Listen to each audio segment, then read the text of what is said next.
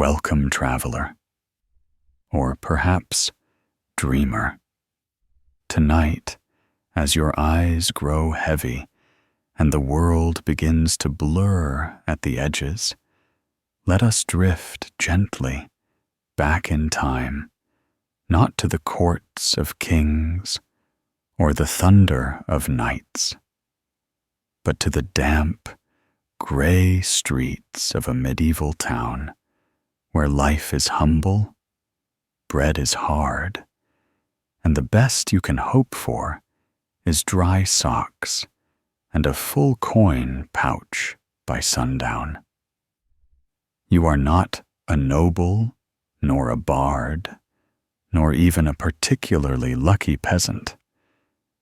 You are something far more industrious, a street vendor, a pusher of carts, a hollerer of things, a purveyor of wares that may or may not have been stored entirely properly. Let us begin not with a trumpet nor a dragon, but with a sneeze, a particularly wet one. Your day starts, as all great vendor days do, with a startled awakening caused by the neighbor's rooster, who believes with absolute conviction that the sun rises only because he insists upon it. The sun, however, is nowhere to be found. The sky outside is a muted gray, undecided between fog and drizzle, and your attic lodging smells faintly of old onions and mildly insulted cabbage. You stretch beneath a blanket that once belonged to a shepherd and still smells like it. Your cot is less of a bed and more of a suggestion. It leans gently to the left toward a wall patched with wattle and daub, which you pretend isn't crumbling. You scratch at your ankle, possibly from fleas, possibly just because you remember you have them, and sit up. Your name. Unimportant. Let's call you Martin, or Edith, or something thoroughly street vendorish like Tom Butterwick. You haven't bathed in 4 days because water costs money, and soap is for Sundays and the nobility. And today is not Sunday. Your cart waits downstairs, as loyal as a one-wheeled goat. It is technically a hand cart, but that implies it handles with grace. Yours squeaks mournfully and has a leftward lean that matches your spine. You pack it carefully. 4 loaves of yesterday's bread, a wedge of cheese shaped mostly like a triangle, and 2 jars of questionable pickled something.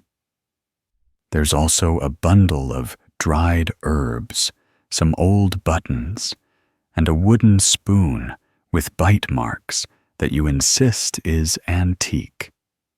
Your voice, your most precious tool, must be warmed. You practice with a few soft fish for sale calls, followed by onions, not too soft, and the ever trustworthy hot bread, well warmish. Your throat cracks. You cough twice. It echoes like someone sweeping gravel across a church floor. Down on the street, the town is slowly blinking itself awake. A man chases a runaway goose with admirable commitment. A child throws a rock at a puddle and misses. A baker whose shop smells like heaven and soot is already shouting at nobody in particular. You nod a polite good morning to a passing monk who responds by silently judging your entire profession. And so, your day begins. The town square is your battlefield. You push your cart to your usual spot, just east of the pillory, just west of the alley, where cats go to argue. Your feet slosh through last night's rain and yesterday's trash. The cobblestones are slick with something that might be broth or might be history. You set up. Carefully. A linen cloth draped over the cart's splintered wood. The bread placed front and center. Cheese to the left, because that's where the sun hits around noon, and you like your dairy with just a hint of warmth. You light a small incense cone, not for the scent, but to keep the flies from congregating and forming a council. The shouting begins in earnest. Around you, vendors call out their wares with theatrical despair. Fresh eggs. Well, intact eggs. Ribbons, suitable for hair or minor bandaging. Turnips. Absolutely turnips. You join the chorus. Bread. Not stolen. Probably. A woman stops, sniffs a loaf, and asks if it's fresh. You pause. Technically, yes. Yesterday is recent. She squints. You smile. She walks on. Another customer approaches, eyes the cheese, pokes. It sniffs it, grimaces, and hands you a single coin. Success. You nod gravely, as if this sale means something deep and eternal. The hours pass like overripe fruit, squishy and slightly damp. By midday, your feet are sore, your voice is hoarse, and your bread is drier than your humor. But you persist, because this is your life. Honest, loud, and very slightly mildewed. Near you, a fish vendor slips and lands on a haddock. A pot seller swears as a child breaks a dish and vanishes into the crowd. A stray dog stares at your cart like it's considering a career change. You sit for a moment on an overturned bucket. A breeze carries the scent of soup chimney smoke and someone frying eels. A boy walks past selling roasted chestnuts from a tin bowl. You trade him half a slice of cheese for 3 chestnuts and call it lunch. You sigh, and in that sigh, dear reader, is the true heart of the medieval vendor. Not despair, not even exhaustion, just the slow, rhythmic acceptance that this is life. A push cart, a cracked voice, and the knowledge that you'll be back here tomorrow, bartering bread and jokes with the same crowd under the same sky for the same amount of coins that still won't stretch quite far enough. As the light dims, the sky decides it liked the drizzle idea after all. You gather what's left of your wares, wrap them in a cloth, and begin the creaky journey home. The cart bumps behind you. Your feet squish again. And the rooster, yes, that same infernal rooster, is somehow already practicing for tomorrow. Sleep awaits. But not yet, because your story friend has only just begun. The drizzle had turned to something more committed.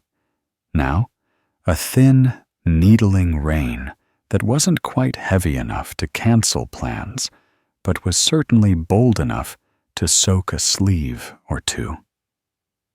Your cart, faithful and squeaky, groaned along as you nudged it through the muddy veins of the town, the wooden wheels occasionally catching in grooves, carved by years of similar, daily struggles.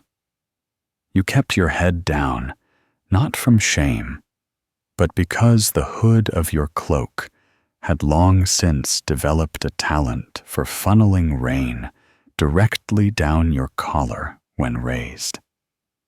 The wind offered little comfort, either swirling about as though it had somewhere to be, but refused to go alone. Passing the cooper's shop, you noted the usual pile of discarded barrel hoops and a particularly sullen apprentice who may or may not have been asleep against a post. You gave a polite nod anyway. Manners were free, even if bread wasn't. One of your loaves had gone missing, which you only noticed halfway through the route back. It may have rolled off the cart unnoticed during a bumpy turn, or been claimed by a particularly agile pigeon. Either way, it was gone, and you decided not to grieve it. Bread was resilient. It would be rebaked. What did make you pause, though, was the absence of the small jar of pickled onions you'd balanced near the front corner of the cart. That had sentimental value, not because the onions themselves were rare, they were very much not, but because the jar had once belonged to your uncle, a man who believed passionately, and without evidence, that pickled onions cured gout, loneliness, and impolite neighbors. The jar had his initials carved on the base, unevenly and slightly misspelled, and now it was gone. You scanned the cobbles behind you, half hoping to see it, resting gently somewhere between a puddle and a pile of horse dung, but no such luck. Perhaps it was stolen. Perhaps it had simply rattled free and shattered dramatically unnoticed in the day's commotion. Either way, it was no longer your problem. And as with so many things in your life, you decided to simply add it to the invisible list of minor disappointments to be dealt with later, preferably never. The rain showed no signs of elegance. It fell in diagonals occasionally, sideways, and made your wool cloak smell like something left too long in a wash basin. The scent reminded you vaguely of boiled leeks. As you pushed the cart over a particularly treacherous stone near the tannery, your foot slipped in a way that suggested the ground itself had begun to resent your presence. You recovered with only a brief wobble, but the cheese wedge lurched forward like it had opinions. You caught it with a hand that would later smell strongly of damp linen and disappointment.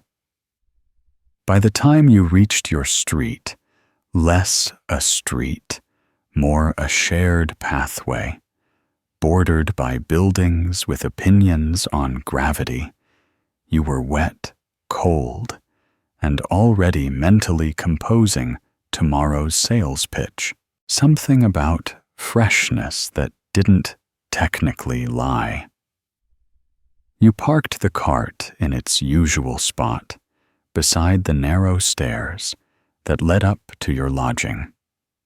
These stairs were neither welcoming nor entirely stable. Built in an era when measurements were more suggestion than standard, they tilted to one side and creaked in a way that might have been structural or perhaps musical, depending on how optimistic you were feeling. With the cart settled, you gathered your remaining items, cheese buttons, 2 rolls that had absorbed just enough rain to be called artistic, and began the awkward process of ascending while holding everything in one arm. At the top, your door greeted you with its usual resistance. The latch stuck. The hinges moaned, and the door itself sighed, like it hadn't had a proper conversation in weeks. Inside the room was not so much cozy as it was familiar. A sloped ceiling gave it character, and a collection of second-hand furniture gave it the faint scent of roasted mothballs and roasted hopes. You set the items on the table. A crate turned sideways and lit a stub of candle from the hearth's embers. The fire, such as it was, needed coaxing. You fed it a few twigs, some paper of questionable origin, and your breath. It responded with a small, reluctant flame. Warmth would take time. You removed your cloak, hung it on the nail beside the door, and wrung out one sleeve that had clearly taken a particular interest in gathering rain. The room's window, a square hole with a scrap of waxed cloth tacked over it, let in a view of rooftops, chimney smoke, and the top of the neighbor's laundry line. A single sock flapped rebelliously in the breeze. You considered dinner. There was a bit of bread, a questionable turnip, and what might have been broth had it not evaporated into suggestion. Still, hunger had a way of redefining flavor. You sat down with a bowl of not quite soup, dipped in a bit of bread, and let the silence settle around you like a threadbare blanket. The floor creaked faintly as someone passed in the hall, possibly the widow downstairs, or possibly her cat, which was neither friendly nor apologetic. You chewed slowly, thoughtfully, and stared into the fire's modest glow. Tomorrow would be the same cart, the same street, the same calls into the ever unimpressed air. But for now, for this brief moment, there was warmth. There was bread, and there was the faint memory of a pickled onion jar, now lost, but once proudly yours. Outside, The rain shifted into a soft patter against the roof, the kind of sound that didn't demand attention, only patience. The candle flickered. Somewhere below, someone sneezed loudly and without restraint. You smiled just slightly and reached for the remaining crust. And just as your eyes began to close, there came a knock. The knock was not urgent, but neither was it polite. It arrived like a question that already assumed your answer, thudding softly through the thin wooden door, followed by a silence that made it clear someone on the other side was willing to wait.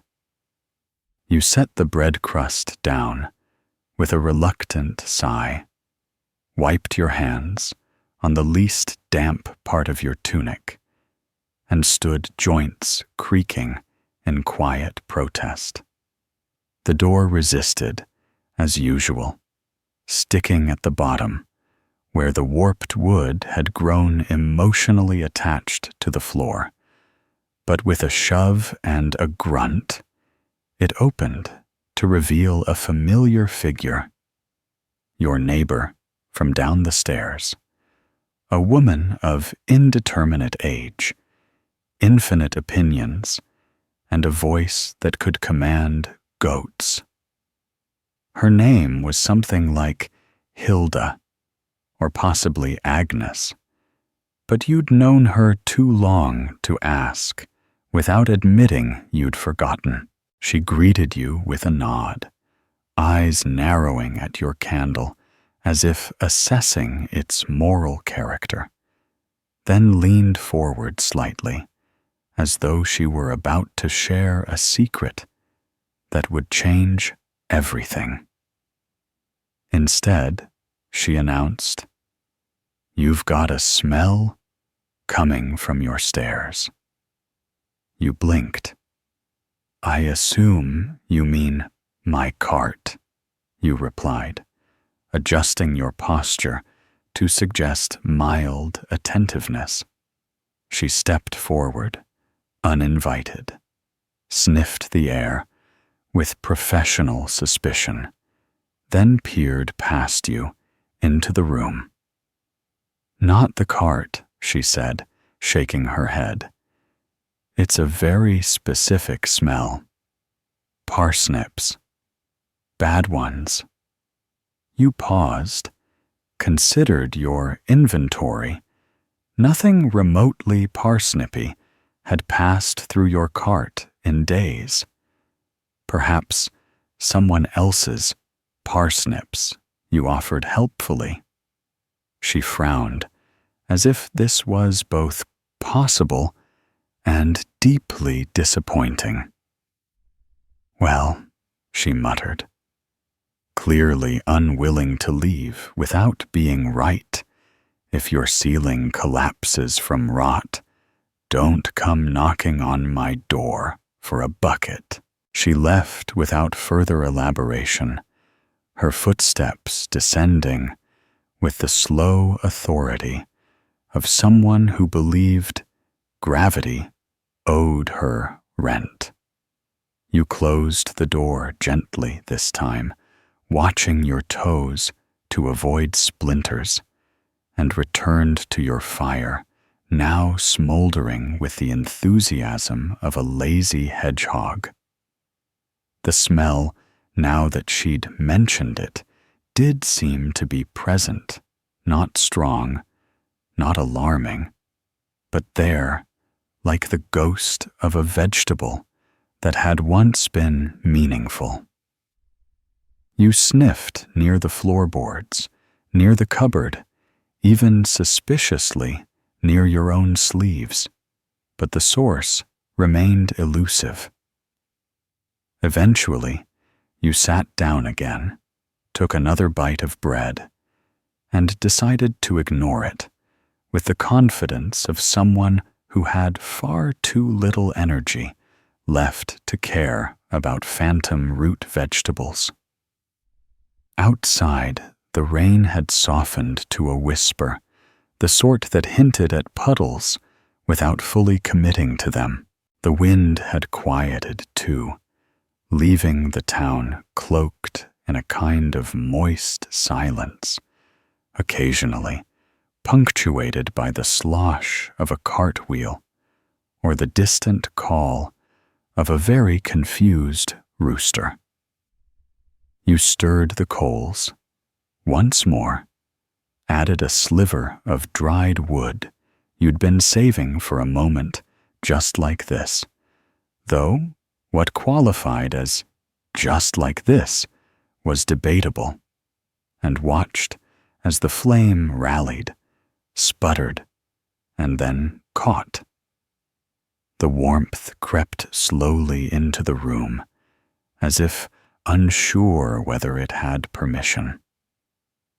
Your eyes began to droop. The day had been long.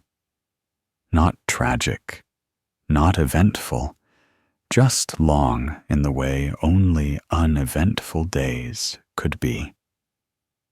You thought about tomorrow's route, debated whether it was worth trying a new corner of the market square, where fewer dogs gathered, or if you should risk shouting fresh a bit louder without drawing attention from the taxman. Your mind wandered in soft, round circles. The fire popped. A drip from the ceiling landed in a bucket with a practiced plink, and then, quite suddenly, you remembered something else. The jar. Not the lost pickled onion jar, though that was still sore, but a different one. A small clay jar you'd found weeks ago while sorting through a bundle of mismatched wares an old tinker had traded for a pair of gloves. You hadn't thought much of it at the time. It smelled vaguely of something herbal, possibly medicinal, possibly decorative. You'd tucked it away behind the cupboard, half buried in a pile of old cloths, and forgotten about it completely. Until now. You stood again, the floor giving a tired groan beneath your feet, and crossed the room to the cupboard, shifting aside a pair of cracked bowls and a jar of dried peas that had once doubled as a doorstop. Behind the rags, just as you'd left it, sat the little jar. You picked it up and sniffed. Parsnips. Slightly bitter, slightly fermented parsnips. But there was something else, too. A hint of clove. No, perhaps vinegar. Maybe even onion. You blinked at the jar. It looked ordinary enough, unglazed, small enough to fit in your palm, with a lid that didn't quite sit straight. You shook it gently. No sound. You debated opening it, then decided you weren't quite that curious tonight. You placed it back where you'd found it, tucked it a little deeper under the cloth, and gave it a stern nod. Whatever it was, it had waited this long. It could wait a little longer. You sat again this time, leaning back until your shoulders found the wall, and let the warmth of the fire wash over your toes. The window cloth flapped slightly in a breeze that didn't make sense. You ignored it. Instead, you stared into the firelight.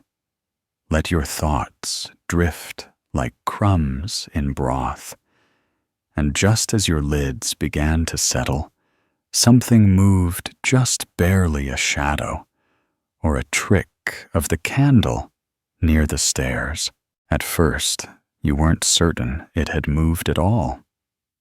The candle's flame had been steady, mostly well as steady as any candle in a room that breathed with every draft and creaked with every shift of old timber. Still, there had been something, a suggestion of shape in the corner of your eye, just beyond where the stairwell met the shadows, where the boards slanted downward into the common hallway, and the world beyond your door began. You didn't sit up right away.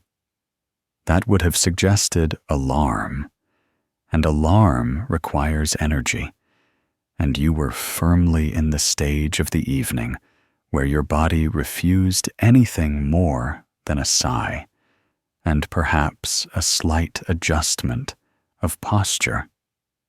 Instead, you blinked, slowly. Once, then, twice. The stairs remained stair-shaped. The shadow, if it had ever been anything more than that, offered no further commentary.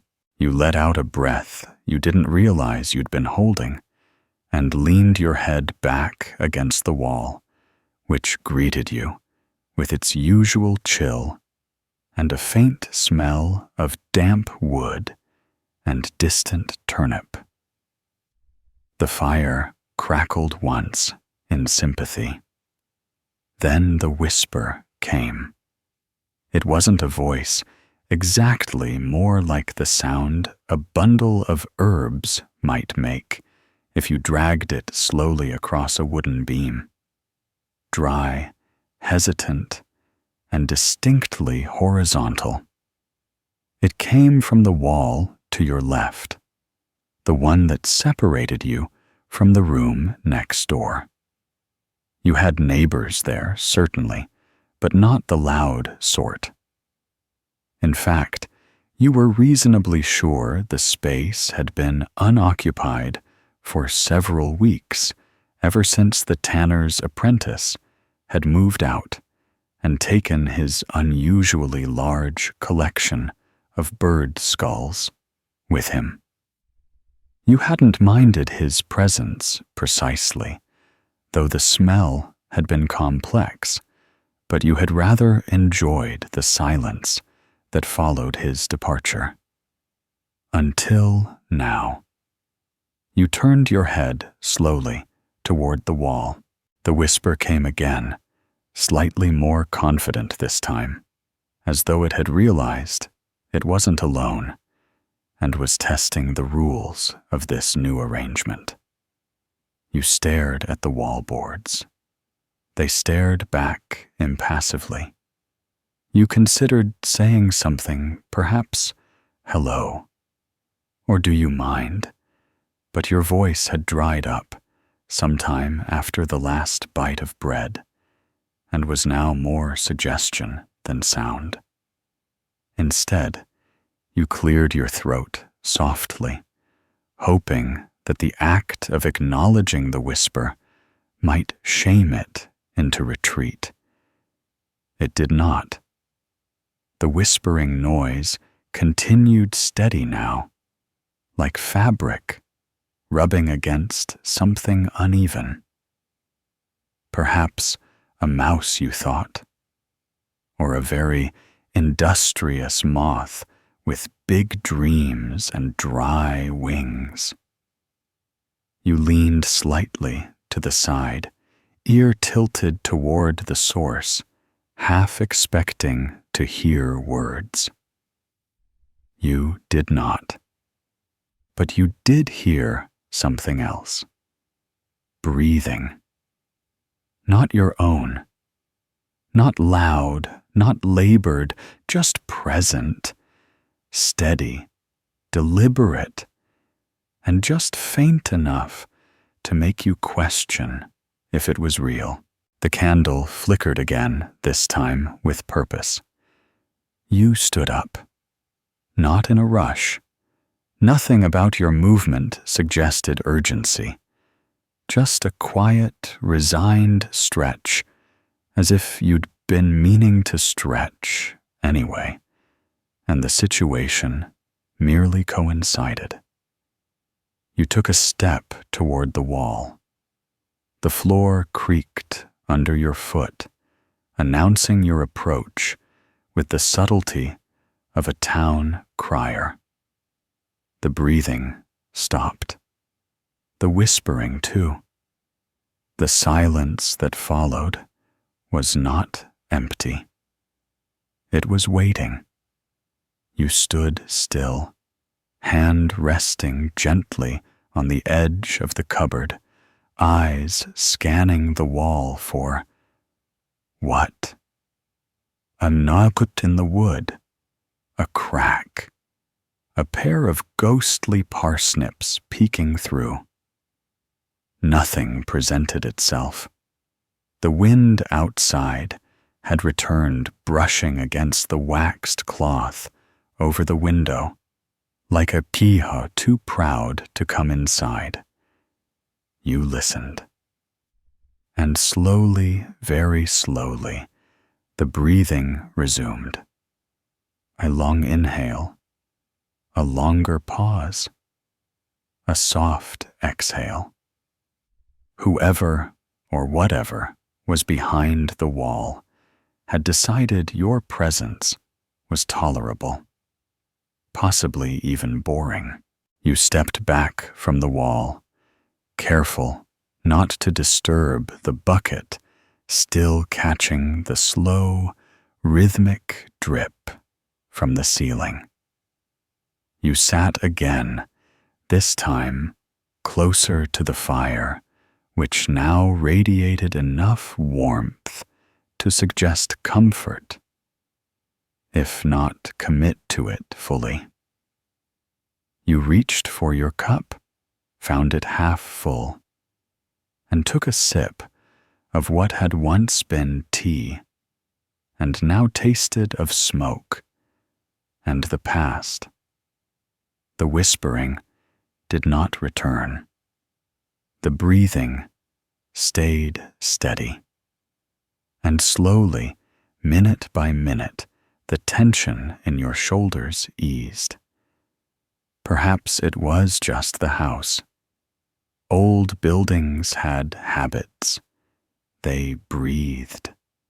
They shifted. They whispered in ways that had nothing to do with ghosts and everything to do with poorly spaced beams and years of weather. You stared at the fire and allowed your thoughts to go fuzzy. The cheese on the table had begun to lean toward the candle, clearly warming beyond its comfort zone. You nudged it back with a finger. It left a faint, oily trail on the wood, like a slug with ambition. The room felt small in a comforting way, now wrapped around you, like an itchy wool scarf, unpleasant, sure, but familiar. The breathing behind the wall faded into the background, no longer distinct, just one more sound among many. A distant clatter from the alley, the shifting of tiles above, the wind finding a new crack to exploit. You reached for the blanket draped over the back of the chair, unfolded it slowly, and tucked it around your legs. The fabric was rough, likely never washed properly, but it smelled of stale rosemary and old tobacco, and that was something. You closed your eyes. The fire popped. The candle leaned. The air grew still. And just as you began to drift somewhere beyond the window, a new sound arrived, a quiet thud, soft and deliberate, followed by the unmistakable creak of a cart's wheel, turning. At an hour, it had no business turning at all. The creak was not loud, but it was intimate, like someone had borrowed a familiar sound from your own memory and played it back softly just outside the window. You knew that wheel. Or more accurately, you knew the kind of wheel. It was the sort built with uneven spokes and a fondness for slanting slightly to the left, the sort that rarely turned quietly unless it was missing something vital. Your own cart made a similar complaint, particularly when loaded with cheese and regret. But your cart was downstairs, tucked against the stone wall near the stairwell, where the rain could only harass it sideways. This sound was not your cart, or if it was, it had taken a sudden liking to midnight strolls. You remained still beneath the blanket, the scratchy wool draped up to your chin, the candle now a stub of its former self barely clinging to life in the small dish of hardened wax. The fire had not gone out, but it had grown introspective, glowing more than burning, casting the room in a soft orange haze that seemed to thicken around the corners. Another creak, then the faintest sound of coins clinking together, like someone had dropped a small handful into a cloth pouch and shaken it gently to remind you of your debts. You shifted in your chair, which responded with a creak of its own, slightly less mysterious, somewhat more judgmental. The sounds outside didn't stop. If anything, they grew more precise. The dull scrape of wood against stone, the squelch of boots in a puddle, a low hum, not quite singing, not quite talking, just the sort of sound someone makes when they're alone and trying to convince themselves they aren't. You stood slowly, the blanket falling from your shoulders like a retiring stage curtain. You moved toward the window, avoiding the floorboard near the hearth that tended to complain loudly when provoked.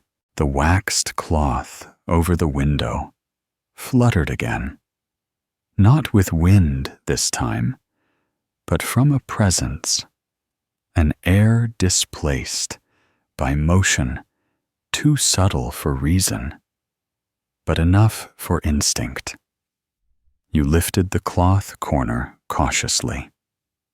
The alley below was dim, lit only by the reflection of the moon in puddles and the occasional flicker of lantern light from far-off windows.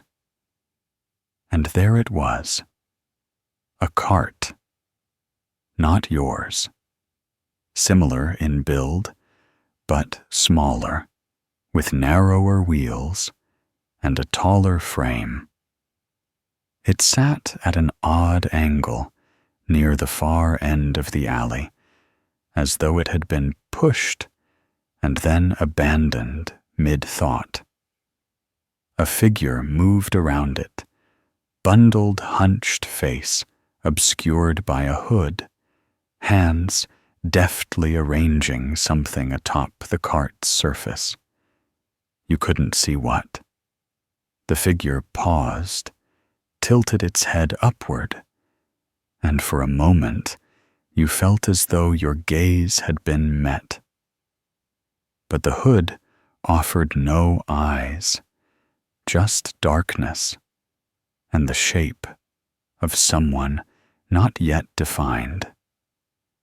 Then, movement. The figure turned, rummaged in a side pouch, and retrieved something long and thin, a ladle, perhaps, or a spoon, unusually confident in stature. The figure raised it to the sky with what might have been reverence, or perhaps just poor grip. Then came the sound again. Coins. Clink, clink, a slow rhythm, as if counting or measuring time. And then something entirely unexpected. The spoon or ladle was struck against the side of the cart 3 times. Not loudly, not aggressively, just pointedly. Tap, tap, tap. A pause. Then again. Tap, tap, tap. You waited, breath held in that peculiar way one does when witnessing something that feels like it ought not to be witnessed. The figure leaned forward, removed something from the cart's surface, placed it gently on the cobblestones, and stepped back. The object, small, bundled in cloth, perhaps food, perhaps not rested there like a forgotten gift or a misplaced intention. The figure stepped back toward the cart, adjusted a strap, and without so much as a glance upward, began to push it further down the alley, wheels squeaking in protest, the spoon now tucked beneath one arm, like an old friend who didn't talk much, but enjoyed being included. You let the cloth fall back over the window, stepped away, and stood in the middle of the room, unsure whether you should return to your chair, or perhaps pack a small bag and flee to a quiet field where carts and spoons didn't patrol the night. The fire hissed softly, reminding you it was still here, still burning, still performing its duties, whether or not strange deliveries were happening outside. You sat again, not in your usual spot, a little closer to the wall this time, a little further from the window. You glanced toward the cupboard. The jar with the parsnip scent still sat behind the cloths, unmoved, unassuming. But something about the air in the room had changed. The smell was no stronger, but now it had a companion, a faint trace of vinegar, and something warm. Not unpleasant, just unfamiliar. You looked toward the table where your supper had sat. The bowl was empty. You hadn't finished it earlier, had you? And yet the spoon was resting at an angle that suggested recent use.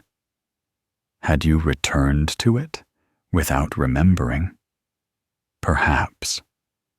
Or perhaps the smell of parsnips wasn't the only thing creeping through the wall. You picked up the spoon, sniffed it. Nothing remarkable. It was yours. The same one you'd used all week. A chip on the handle, a slight bend where someone possibly you had tried to open a jar with it. And yet you held it as though it might begin speaking at any moment. Outside, the alley had gone still. No more carts, no more tapping, no more clinks. Just the soft hush of the wind between buildings and the occasional drip from a nearby roof. You stood again this time with the spoon in hand and walked slowly to the door. You unlatched it gently, quietly, the way one might open a book they aren't sure they're ready to read. The hallway was dim. A flicker from someone's candle seeped through the crack under a door nearby. You stepped out, careful toes, avoiding cold spots, and began to descend the stairs. One at a time, quietly, until your foot landed in something soft, something wrapped in cloth, something left just outside your door that hadn't been there a moment ago. You didn't jump. Not quite. It was more of a startled shuffle, the kind that lifted one heel and twisted your upper body like a half-finished dance move meant to imply dignity, if not deliberate. Your foot hovered poised above the bundle, like it wasn't sure whether to nudge it gently or apologize for stepping on its edges. The cloth was damp wool, possibly, or something pretending to be, and tied at the corners with a frayed bit of string that had clearly seen better knots. The smell, now that you noticed, it was vaguely savory, not alarming, something like stale bread with personality. You leaned closer, still holding the spoon, like it was a protective talisman, or at the very least, a poorly shaped club. The bundle didn't move. No hissing, no twitching, no dramatic music from an unseen bard lurking in the shadows. Just the faintest sound of cloth whispering against stone as the night breeze nudged it toward your door. You crouched slowly, knees popping like overcooked peas, and touched the edge. Warm. Not hot, but not cold either. Recently placed. You untied the string with fingers made clumsy by suspicion and damp air. The knot resisted, of course. Knots always did. But eventually it loosened, and the cloth folded back to reveal something both utterly mundane and mildly unsettling: bread. A single round loaf, crusty and golden, the kind that might be sold for a few coins in the morning market and eaten slowly across a long afternoon. But this loaf was different. Not just because it had arrived uninvited, but because it bore a small dark mark on its underside. A symbol. Not burned in, more like pressed into the dough before baking. A simple circle with a line through it, like a button without thread. You tilted the loaf, inspecting it, as one might inspect a message disguised as carbohydrates. The bread was real, smelled real. Your stomach confirmed as much with a growl that echoed slightly in the stairwell. You stood, bundle in hand, and glanced both ways down the hallway. Empty. No creaking footsteps retreating into other rooms. No doors swinging slowly shut in theatrical fashion. Just quiet. You stepped back inside, latched the door, and placed the bundle gently on the table, as though it might still be deciding whether it wished to be eaten or examined. The candle had burned lower, now the wax pooling like a sleepy pond around the wick. You relit the fire with a few careful prods and placed the bread near the hearth, not too close to bake, but close enough to feel watched. Then you sat down again, the spoon still in your hand, now resting across your lap like a retired sword. You watched the bread. It did not move. You considered eating it. It was bread, after all, and you were not entirely opposed to the idea of mysterious food gifts. Still, the symbol bothered you, not because it was threatening. If anything, it was too plain to be properly ominous. But there was something about it, something that reminded you of something else. You reached across the table for your pouch of coins, a small leather thing, more familiar with lint than currency, and rummaged through it until your fingers closed around a metal disc. A button, flat, worn with a single line carved through the center. Identical, almost. You didn't know where you'd gotten it. Found it in the market, perhaps, or received it as part of a trade long forgotten. It had lived in your pouch ever since, too interesting to toss, too useless to use. You placed it beside the bread. The resemblance was undeniable. You frowned. The fire crackled almost like it was trying to clear its throat and say something. You picked up the loaf again, examined the bottom more closely. The mark was deeper than you'd first thought. Not just a stamp. It had depth layers, even the faintest suggestion of letters, though none you recognized. You tapped the crust with your spoon. It responded with a satisfying crunch. Real bread. Honest bread. You turned it in your hands again. The warmth still lingered, and the smell was oddly familiar. You took a bite. Not a big one, just enough to confirm flavor and texture.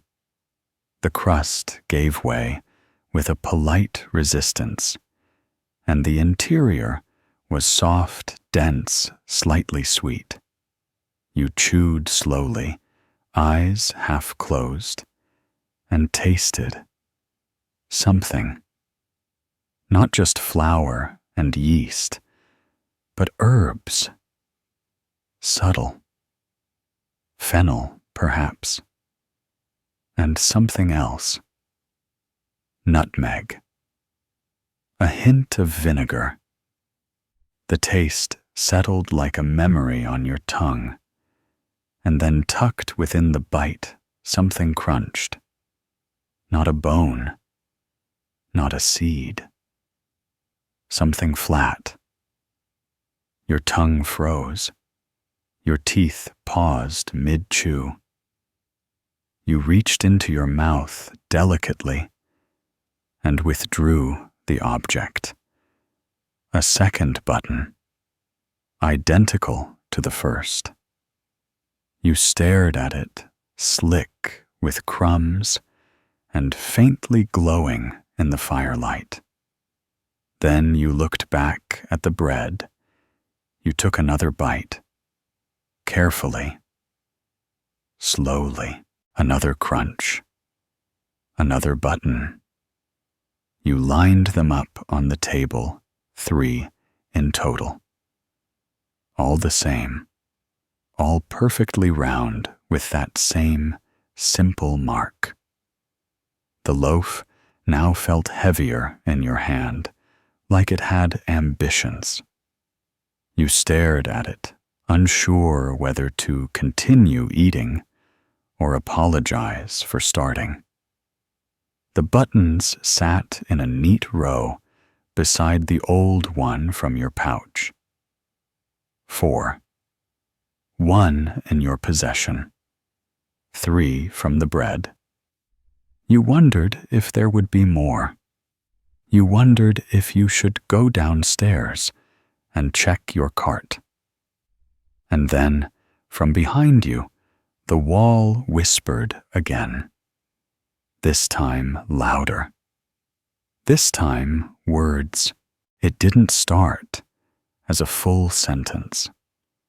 It began with a breath long and hollow, pulled through the cracks between planks, like the building itself was sighing with disapproval. You were still holding the half-eaten loaf in one hand, your thumb now nervously pressed into the warm center where yet another button may or may not have been hiding. The 3 buttons sat in a tidy row on the table beside the 4th, the original one from your pouch, and you couldn't help noticing they'd aligned themselves without help. Edges touching perfectly centered, like they were waiting for inspection. The whisper came again, this time clearly threaded with words, though old ones, the kind that sound familiar until you try to explain them. You turned toward the wall, the same one that had earlier gifted you the softest breath of invisible parsnip and suspicious breathing. The boards trembled. Just once, a sound like a knee against floorboards, a low groan of wood adjusting, or perhaps of something standing up on the other side. The whisper returned, and this time the shape of it formed a word, or perhaps part of one. Button, followed by a pause so heavy it seemed to land on your shoulders. You looked down. The buttons hadn't moved, but the air in the room shifted, not in temperature, but in attitude. The fire dimmed slightly, not from lack of fuel, but from something quieter, like hesitation. You stood up slowly, the bread placed back on the table without ceremony, and stepped toward the wall. You pressed your ear gently against the cold timber, expecting what exactly? More whispering. A thump. A hand reaching through. What you heard was chewing. Soft, deliberate, rhythmic. Like someone eating something slightly too dry, trying to stay polite about it. You recoiled just slightly, nose wrinkling, not in fear, but confusion. Was someone eating on the other side? Eating what? More bread. Your bread. You looked at the loaf again. Still there. Still warm. Still producing buttons like a nervous seamstress with a deadline. Then the voice returned clearer now. The wheel spins thrice.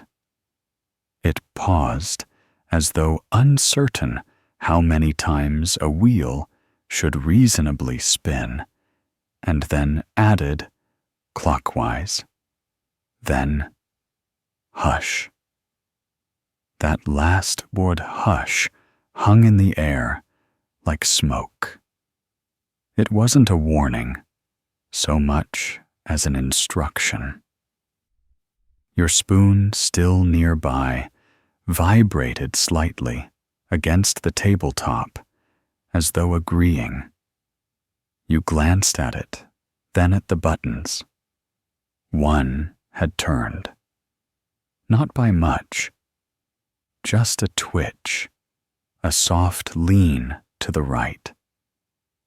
But it had moved. You leaned down eye level with the table and watched. Nothing. Then another twitch, a nudge subtle as a flea's hiccup. The second button shifted. A slow turn clockwise. You said nothing. The whisper hadn't asked you to speak, after all, but your heart had started to beat with a strange rhythm, measured, patient, almost curious. The third button followed suit, completing the spin that the whisper had mentioned.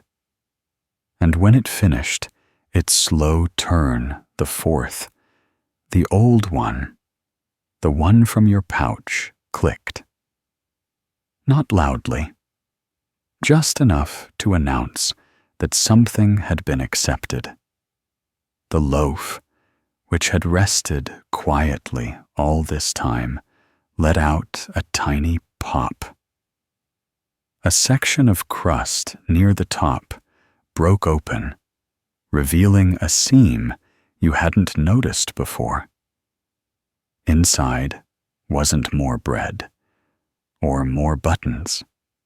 It was paper, folded, tucked carefully like a message stashed by someone both cautious and slightly theatrical. You pulled it out slowly. The paper was old, but not ancient. The folds were sharp. You opened it with the care of someone who had once accidentally torn a very important tax notice and paid for it with a month of suspiciously silent treatment from the local magistrate.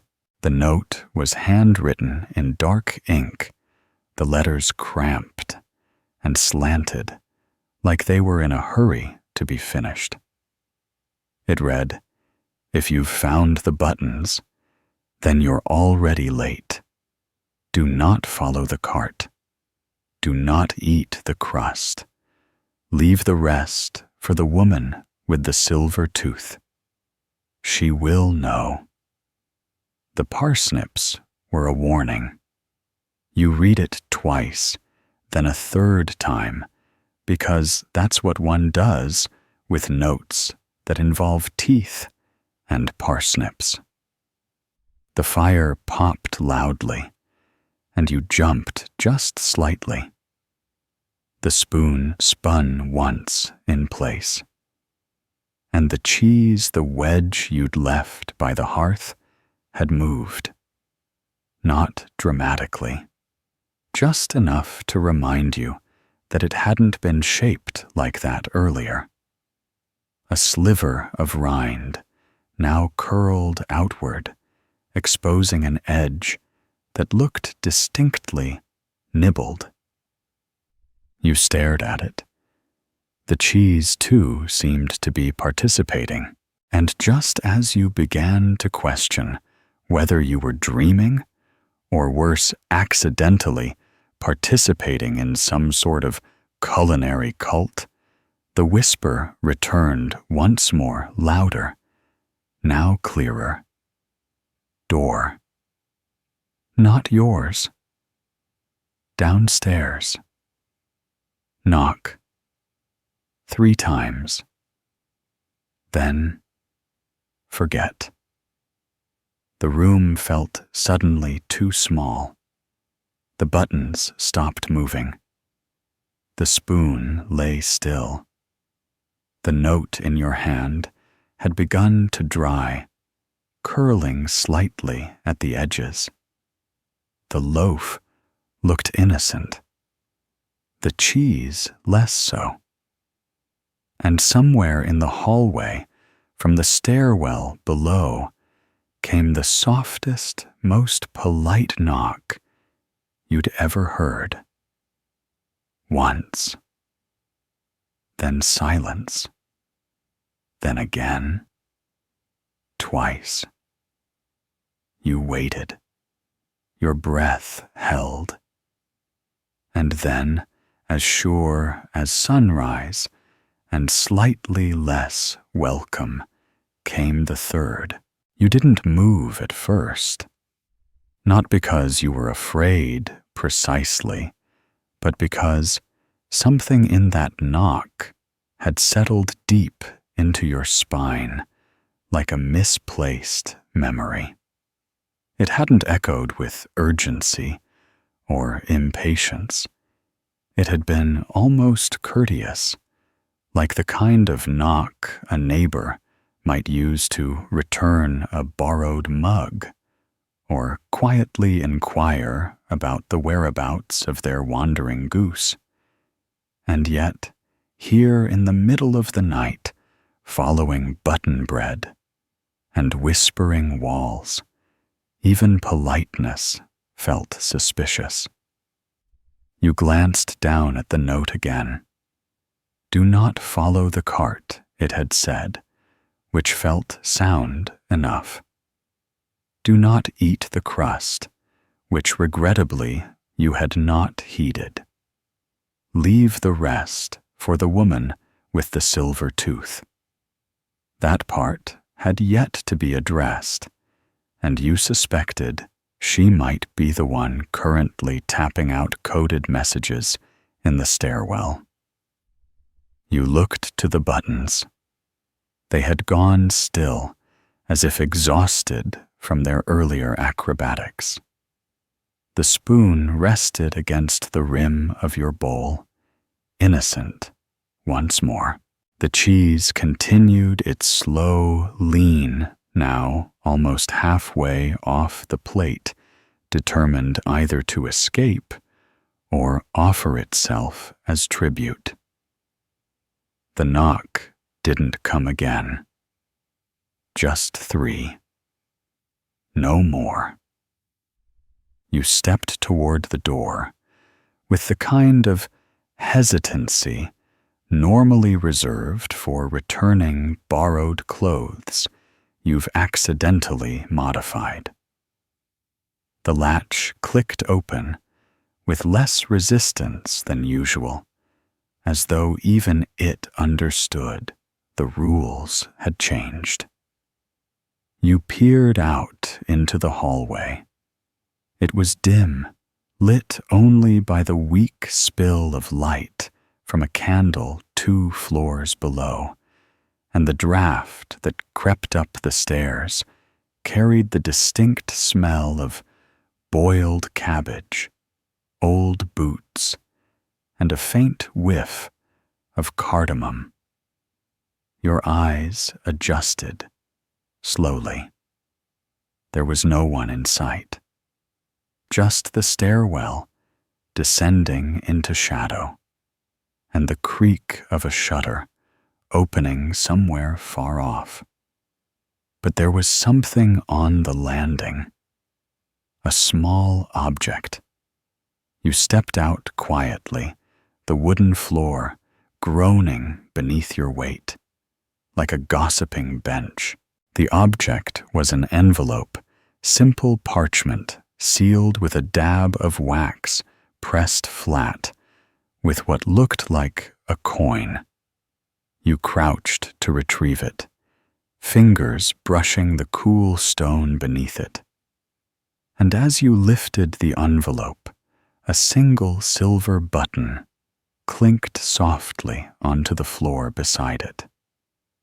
Not one of yours, not like the others. This one was polished, ornate, with a swirling design that resembled a curling vine, or perhaps the back of a particularly fussy snail. You picked it up, turned it over. No mark, no line, just silver and spiral. The envelope was warm, not from the stone or the air, but as though it had recently been held. And that scent again, cardamom, unmistakable now, and something else beneath it, something bitter. You opened the envelope. Inside, no letter, just a small scrap of cloth, blue-gray, roughly square, with a single word stitched into it in red thread. Wait. You stared at it, turned it over. No further instructions. You looked down the stairs again. Still empty. You waited. You did not know why, but you did. The envelope in one hand, the silver button in the other. You stood there as the candlelight flickered below, and the sounds of the building resumed their usual creaks and mutters. Then a sound, very faint, from somewhere lower in the building. The rattle of glass, a click, then footsteps, slow, purposeful, coming up the stairs with a rhythm that suggested confidence, or perhaps poor knees. You stepped back into your room, shut the door softly, and placed the envelope and cloth square on the table beside the others. You kept the silver button in your pocket. The footsteps stopped on your floor. A pause, a breath, then movement again, passing your door, without hesitation, continuing up to the next landing. A door opened, a soft creak, then silence. Whoever it was hadn't come for you, or hadn't yet. You sat again, though you didn't remember deciding to. The bread was still on the table, half eaten, the note beside it, curling inward, like it wanted to hide. You reached into your pouch, checked the original button, still there, unchanged. The others remained lined up, like obedient coins, glinting faintly in the firelight. The cheese was now fully off the plate, resting against the edge of the table, like it had given up altogether. You left it. You picked up the square of cloth instead, ran your fingers across the word wait, and considered with growing certainty that someone knew more about your evening than you did. You glanced again at the wall, silent now, still, and yet something told you it wasn't finished speaking. You stood crossed to the window, lifted the edge of the waxed cloth, and peered out. The alley below was empty, save for a small, flickering oil lamp placed where the mystery cart had once stood. No cart, no figure, just the lamp burning softly steady in the breeze. And there, just beside it, a new bundle, another cloth-wrapped object, placed deliberately, waiting for someone to find it. You let the curtain fall back into place, stepped away from the window, and returned to the table. The buttons, the note, the bread, and now the cloth square. You picked up the spoon again, not because it could help, but because it hadn't let you down yet. And just as you settled into your chair, preparing to wait, as instructed, the fire dimmed again, and from somewhere behind you, inside the room, this time came the unmistakable sound of another spoon falling gently to the floor. You didn't look right away.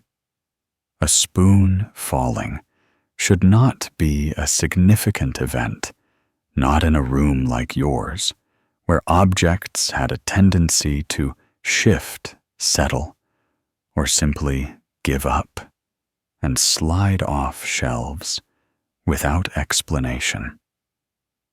And yet this one landed with a gentleness that was not natural. No clatter, no bounce, just a soft thud, like it had been placed rather than dropped, as though a careful hand had let it go from just a few inches above the floor, and then withdrawn, not wanting to disturb you too directly. You turned slowly, eyes scanning the room, noting first the spoon that was still in your hand, unmoved, unbothered, then the table where the other spoons were accounted for, and finally the hearth where the fallen spoon now lay just inside the circle of warm light. It wasn't yours. Not one of the chipped wooden ones you kept for soups or sales demonstrations. This spoon was made of something darker. Iron, maybe, or pewter, aged by firelight and use. Its handle was thin, curling slightly at the end, and its bowl was deep and oval, far too elegant to belong in your collection. You stood cautious and approached, feet silent on the boards that had learned your weight long ago. You crouched beside it, reached down, and as your fingers brushed the handle, a floorboard beneath you whispered. Not a creak, not a groan, a whisper, a breath drawn sideways, a sound pulled between wood and stone, like a secret slipping out from between teeth. You froze. The spoon stayed still in your hand, cool and smooth, as if freshly washed. You pressed your fingers along the floorboard. It was loose, not visibly, not enough to trip over, but just enough to feel a give beneath the pressure of your palm. You pushed slightly. The board shifted with a tiny sigh and rose at one edge just enough to grip. You pulled it up slowly, revealing a narrow space beneath barely wide enough for a ledger, or perhaps a small loaf. Inside was a bundle, another cloth, but older than the others, stained at the corners with what looked like ink, and something else, perhaps oil, perhaps time. You lifted it free, placed it on the hearthstones, and unwrapped it carefully. Inside lay a small ledger, bound in cracked leather, its cover unmarked, except for a faint indentation in the center where a button had clearly once rested. You opened it. The pages inside were blank, not in a new way, not crisp and unused, but blank, as if the ink had been carefully removed, scraped or soaked away, leaving only impressions of the handwriting that once was. You ran your fingers across the grooves, and the pages whispered back. Not voices, not quite, but patterns, trails of thought left behind by someone who had written with more urgency than neatness. The spoon in your other hand twitched, not violently, not enough to make you drop it, just a tiny flare of metal, like a cat stretching in its sleep. You placed the ledger on the table, beside the other artifacts of the evening. The buttons, the envelope, the stitched square, the half loaf of bread, now cold and slightly damp. You turned another page in the ledger. This one had a drawing, not inked, but embossed into the page, as if scratched in reverse, a circle, a cart, and a spoon laid across the top. Beneath it, the same stitch-like writing you'd seen on the cloth square. This one read, "Record." You didn't say it aloud, but you mouthed the word, and as you did, the ledger warmed beneath your palm. Not hot, not burning, just warm, like it approved. The fire cracked again. The buttons shifted slightly, fanned out from their tidy row, forming a new shape, 3 in a line, the silver one off to the side as though watching. You placed the metal spoon beside them, and for a moment, everything was still. Then, from beneath the hearth, a low rattle. You didn't know the hearth had a below. You knelt again, peered into the narrow gap between stone and floorboard, and saw a hollow space, a crawl beneath the fire, barely large enough for a hand. You reached in the heat, pressing close, but not burning, and your fingers brushed another object. Square, smooth, wrapped in parchment. You drew it out slowly. It was a parcel bound with twine and sealed at the corners with what looked like dried wax petals. You unwrapped it. Inside was a map, a crude one. Not of the town, not exactly, but of the alley, the steps, the buildings, and small red dots marked in specific spots. Your door was one of them. The cart's former location was another. A third dot appeared just behind your building in a narrow gap where the cobbles ended and the stones dipped down into a forgotten channel that once carried waste or storm water, long since covered or ignored.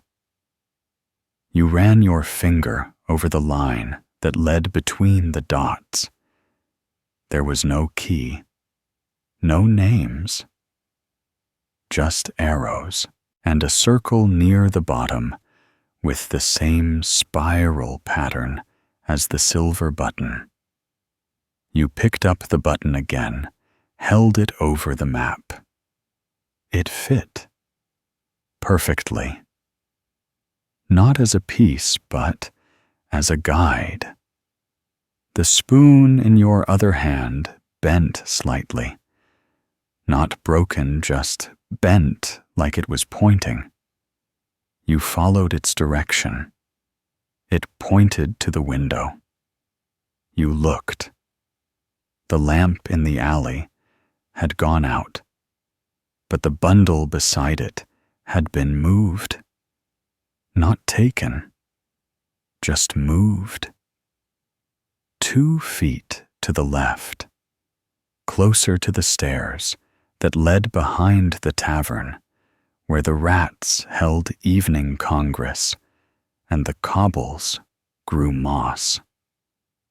You turned back to the table, the ledger, the map, the buttons. The message was growing clearer.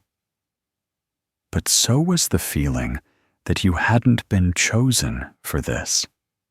You'd been mistaken for someone else. And just as that thought settled, the ledger flipped a page on its own, and written, there faintly, was your name. There it was. Your name. Not your full name, of course, not the one the tax collector used, or the one scribbled onto the lease of this increasingly chatty apartment, but the name that only your grandmother had used back when your hands were too small to lift bread trays, and your biggest worry was whether the neighbor's goat would eat your sock again. It wasn't written in ink. Not exactly. It looked pressed into the page, faint and shallow, as if the writer hadn't wanted to waste good ink, but still wanted the name to be remembered or blamed. You stared at it, tracing the letters with your eyes, half expecting them to twitch or change, but they didn't. It was unmistakably you. The spoon lay motionless now. The buttons had realigned themselves yet again, this time forming a cross, one at each cardinal point, and the silver spiral in the center, like a compass that refused to point north. You sat back in your chair, spine pressed against the cool curve of the wall, and let the weight of the moment settle over you like a poorly stitched quilt. Whatever this was, it wasn't about bread anymore, or at least not entirely. You picked up the map again, unfolded it across your knees. The red dots still burned softly in the candlelight. Your doorway. The alley. And now the third one, the one behind the tavern, seemed to throb with a quiet certainty. You didn't know what lay back there. You'd passed it 1,000 times, of course. Every street vendor did. But it was just a slot in the stone where rainwater disappeared and odd smells emerged. People didn't go back there. not unless they dropped something or had something to hide. The line on the map was clear, though, a path drawn from your room to the cart's resting place, and then back to that gap like a question asked in 3 steps. You folded the map, tucked it into your coat, and stood. The spoon came with you, not by choice, but by necessity. It seemed wrong to leave it now. The ledger remained open on the table, turned to your name, and you let it be. If it wanted to say more, it would. You latched the door quietly behind you, the hall silent again, save for the soft rustle of the building's dreams. The stairs creaked differently now, not louder, but with more purpose, as though they too had read the map and approved of your decision. Outside, the air was crisp, the rain reduced to a fine mist that hung in the air like forgotten laundry. You moved quickly, but without haste, past the spot where the mysterious cart had once lingered, now marked only by a faint dent in the mud and a few breadcrumbs that glistened in the lantern light. The bundle that had been beside it was gone, or moved again. You followed the side path past the tavern, the smell of boiled hops and wet wool lingering like a familiar cough, and turned down the alley that sloped gently behind it. The ground changed here. The cobbles gave way to packed earth and broken tile, a leftover corner of the town that had been ignored for so long it had begun to enjoy the solitude. You stepped lightly, breath shallow, as you neared the gap. It was narrow, wider than a crack, smaller than a proper path, just enough room for a person to slip sideways if they knew how to flatten their shoulders and forget their better judgment. You paused at the entrance. There was something lying in the mud just beside it. A button, round, silver, spiral. You picked it up. It was warm, not with heat, but with intention, as though it had been waiting. You slipped it into your pocket with the other. The spoon twitched. You entered the gap. It was darker than you expected, though the moon was still visible in slivers above. The air smelled of earth-old iron and something faintly herbal, like dried rosemary tucked into a boot. Your foot hit stone. A flat step recessed slightly into the ground. Another followed. And another.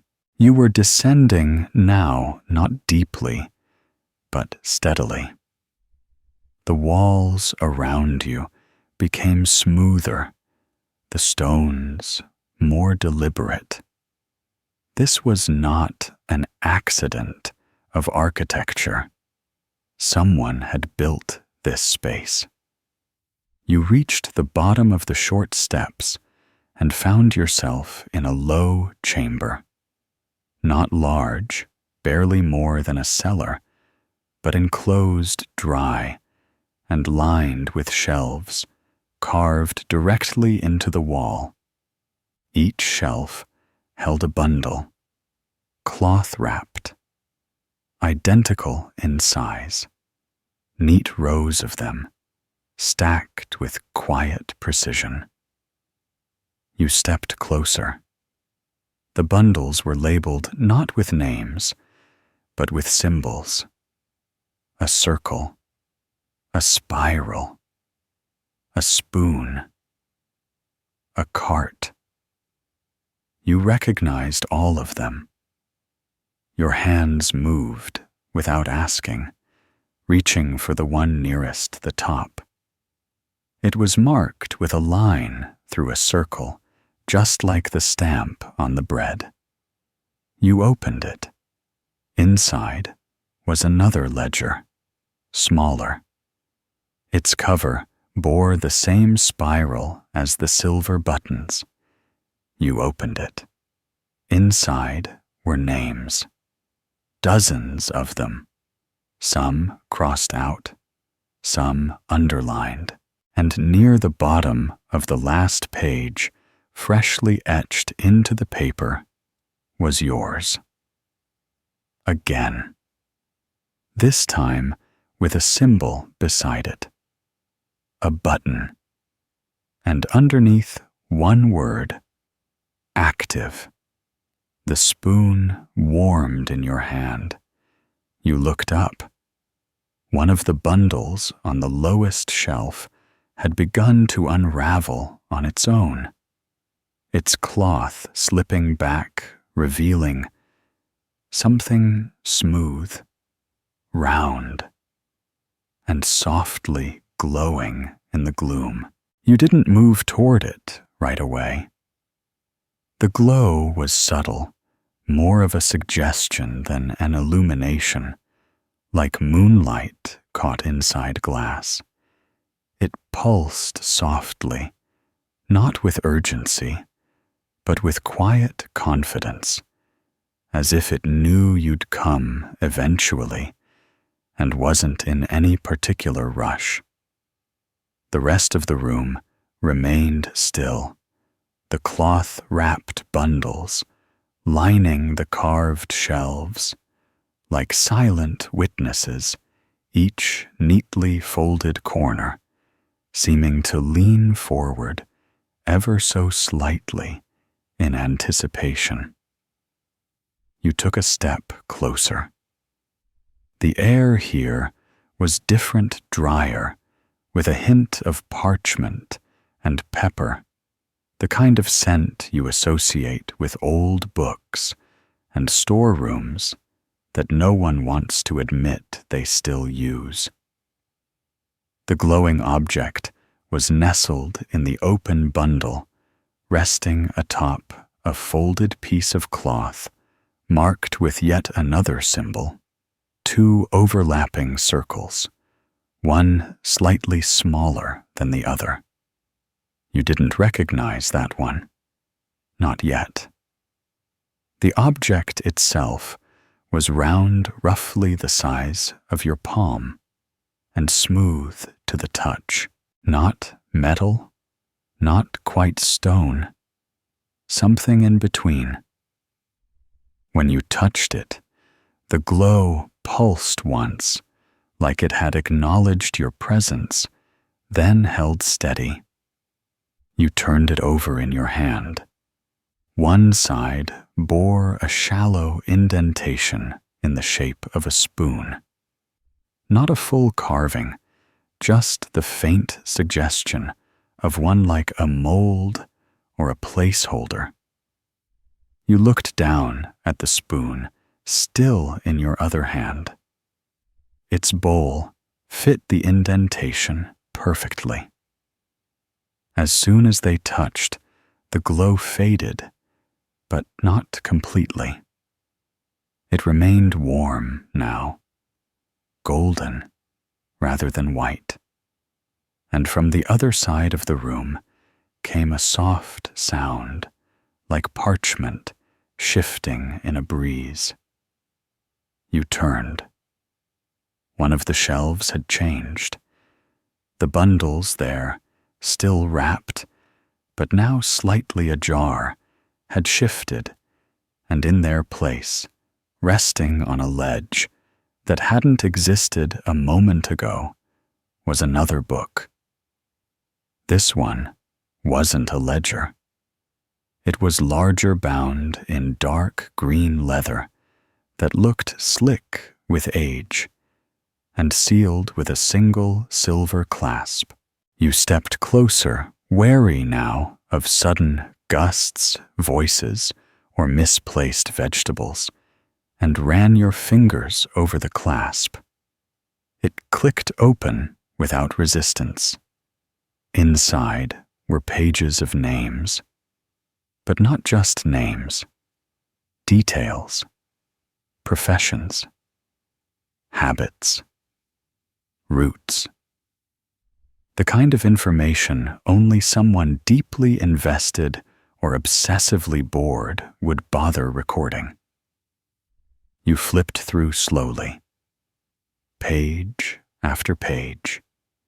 Vendors, cobblers, carters, bakers. Some names had faded. Some had been underlined twice, some annotated with symbols you'd seen before. And then, midway through the book, a new section began. No longer names and jobs, but observations, short entries, received the mark, still unaware. Test failed muffin collapse, accepted the spoon, possible match, observed spinning at corner of Threadneedle Lane, retried with parsnip. Each note was brief, clinical, and maddeningly vague.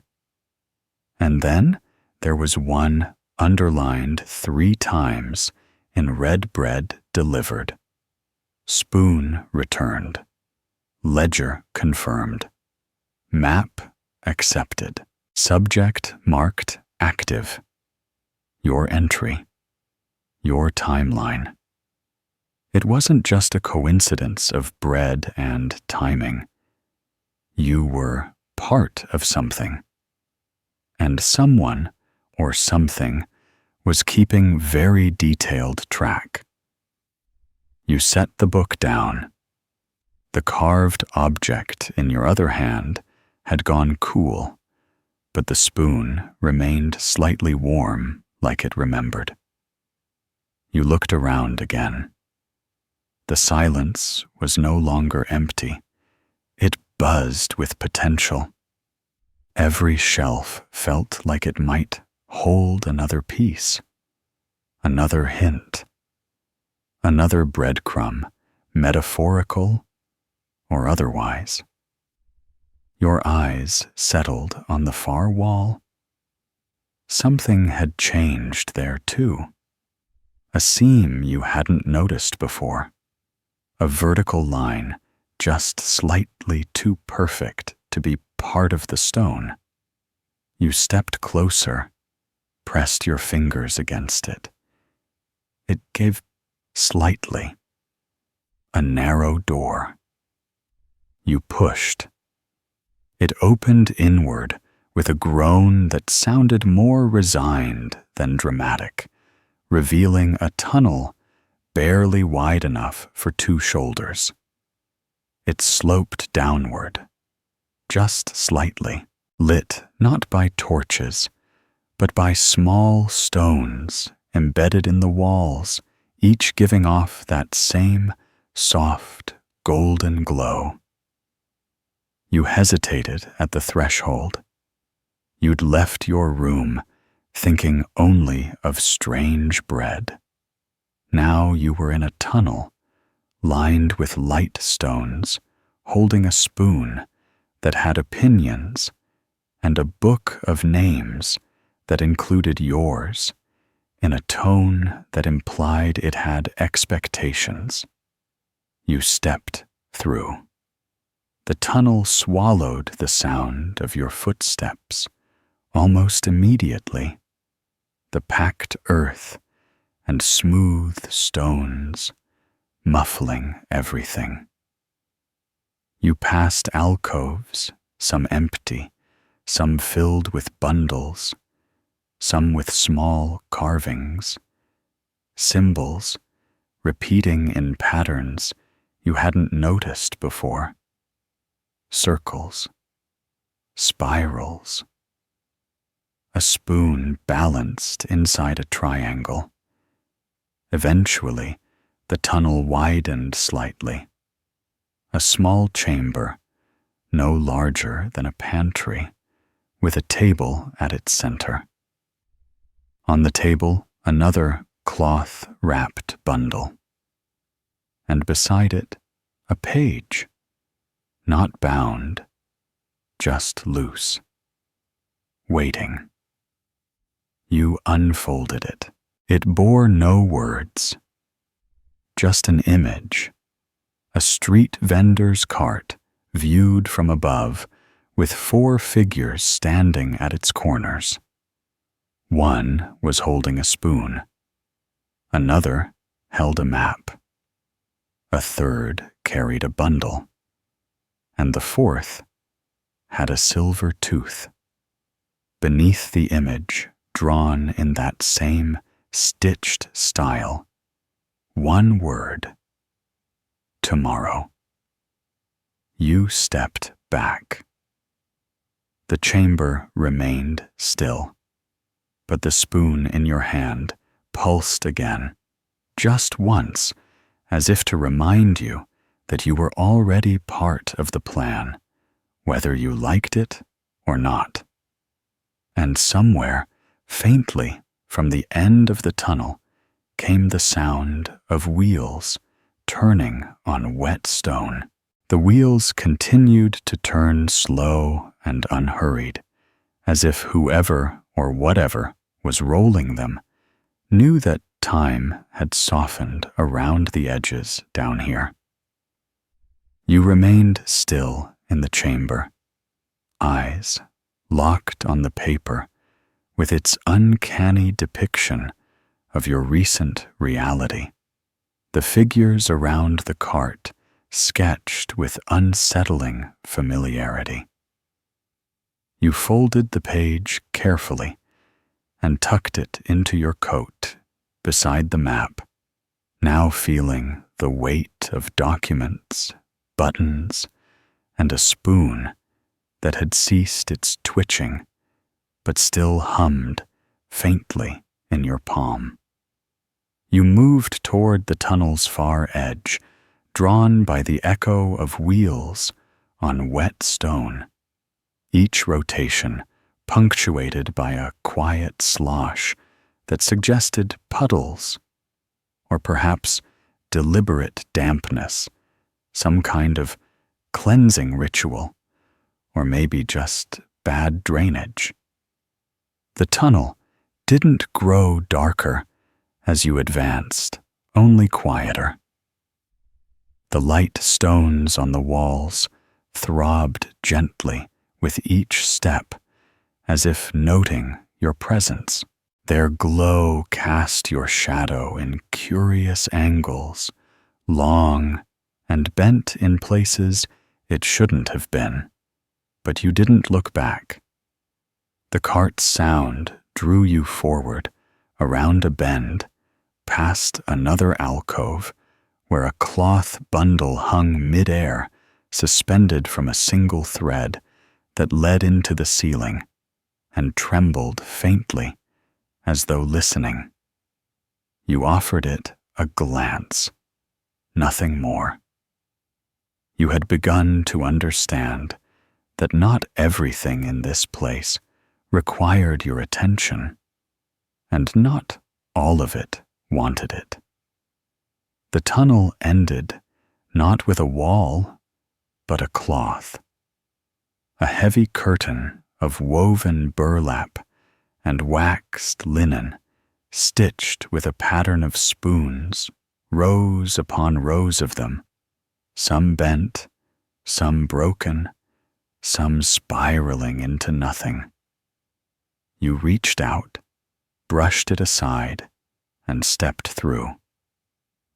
The room beyond was warm, unexpectedly so, and filled with the scent of cabbage. Not fresh cabbage, nor spoiled, but something in between stewed into submission, possibly with onions. The room was wider than you expected, low-ceilinged and round with shelves lining the walls, each one packed with small items, spoons, buttons, scraps of cloth, even bits of chalk, and folded bits of parchment shaped like birds. At the center sat the cart. Not your cart. Not the one from the alley. This one was older, made of wood, that had darkened with years of damp air and use. Its wheels were narrower than they had any right to be carved with runes or doodles. It was difficult to say. A pot sat on top, bubbling faintly, filled with something that might have once been soup, but now looked more like it wanted to tell fortunes. Behind the cart stood a woman. Her back was to you, her hair tucked beneath a scarf, a ladle in one hand, and in the other, glinting as she turned ever so slightly the unmistakable flash of a silver tooth. She didn't speak right away. She stirred the pot, leaned in to sniff it, and muttered something like, "More dill, less dismay." Then she turned to face you. Her eyes were clear, though not especially kind. She looked like someone who had once sold onions to a bishop and never forgiven herself for giving the nicer ones. She gestured to the cart. "You're late," she said, though her tone suggested this wasn't surprising. You didn't respond. She didn't need you to. "Button?" she asked, hand outstretched. You offered one from your pocket, the spiral silver one, and she took it without looking. She slipped it into a slot on the side of the cart, where it clicked into place with a sound like settling accounts. "Spoon?" she asked. You held it out. She frowned. "Wrong one." Then she reached under the cart and produced a spoon nearly identical to yours, save for a tiny notch on the handle. She handed it to you, took yours in return, and added it to a row of nearly identical spoons laid out on a cloth nearby. "They get twitchy if they're kept too long," she muttered. "Start dreaming. Not good for business." You weren't sure what business she meant, but you nodded anyway. She turned back to the pot. "Tomorrow," she said, "you'll push the cart. You'll take it to the square. You'll sell bread. But not bread. And not to everyone." She paused, sniffed the pot again. "You'll know who," she added. "They always hesitate. People who've seen the map always hesitate." You opened your mouth, but she held up a finger. "No questions yet. If you ask now, you won't remember later. Let it settle first." You let it settle. The cabbage in the pot burbled agreeably. She turned, pulled a parchment-wrapped item from a drawer beneath the cart, and handed it to you. "Wear this," she said. "It's marked. It'll keep the right eyes off you and the wrong ones. Confused?" You unfolded it. A vendor's apron. Standard cut. smelled faintly of fennel. Embroidered on the hem, just barely visible, was the same button and line symbol you'd seen on the bread. She watched you put it on, nodding slightly. "Fits," she said. "They always fit." She stepped aside, revealing another narrow door.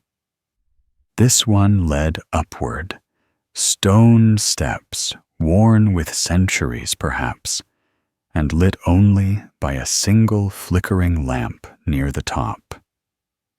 "Follow that," she said. "When you get to the top, wait. Someone will knock. Not at your door, just knock. 3 times. If you hear 4, it's not for you." You nodded. She turned back to the cart, lifted the pot, and poured its contents into a row of small bowls arranged on a wooden tray. "And don't eat anything until the bell rings," she added, voice already fading into the hiss of steam. You stepped toward the staircase, the apron's weight oddly comforting the spoon still warm in your palm. As you began to climb the steps, echoed faintly beneath your feet, and somewhere above, beyond the final curve, you heard the first knock. The knock was gentle, not the kind to frighten or announce, but the kind you give when you already know the person inside is expecting you. You paused mid-step, one hand on the stone wall, to steady yourself. The other still curled protectively around the spoon, with the notch, a notch so small you'd barely noticed it until now, and now that you had it, felt very much like a key to something far more complicated than soup. You waited. 1 knock, a pause, a second. Your foot shifted slightly on the worn step heel against the groove where countless others had stood before you. The 3rd knock came and settled into the quiet like it belonged there.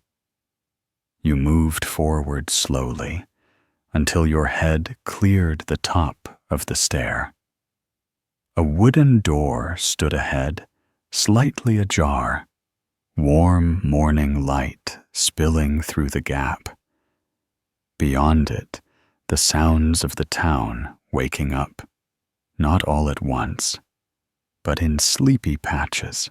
A goat braying somewhere nearby, a cart being pushed with considerable reluctance, the murmur of early market talk still too tired to argue.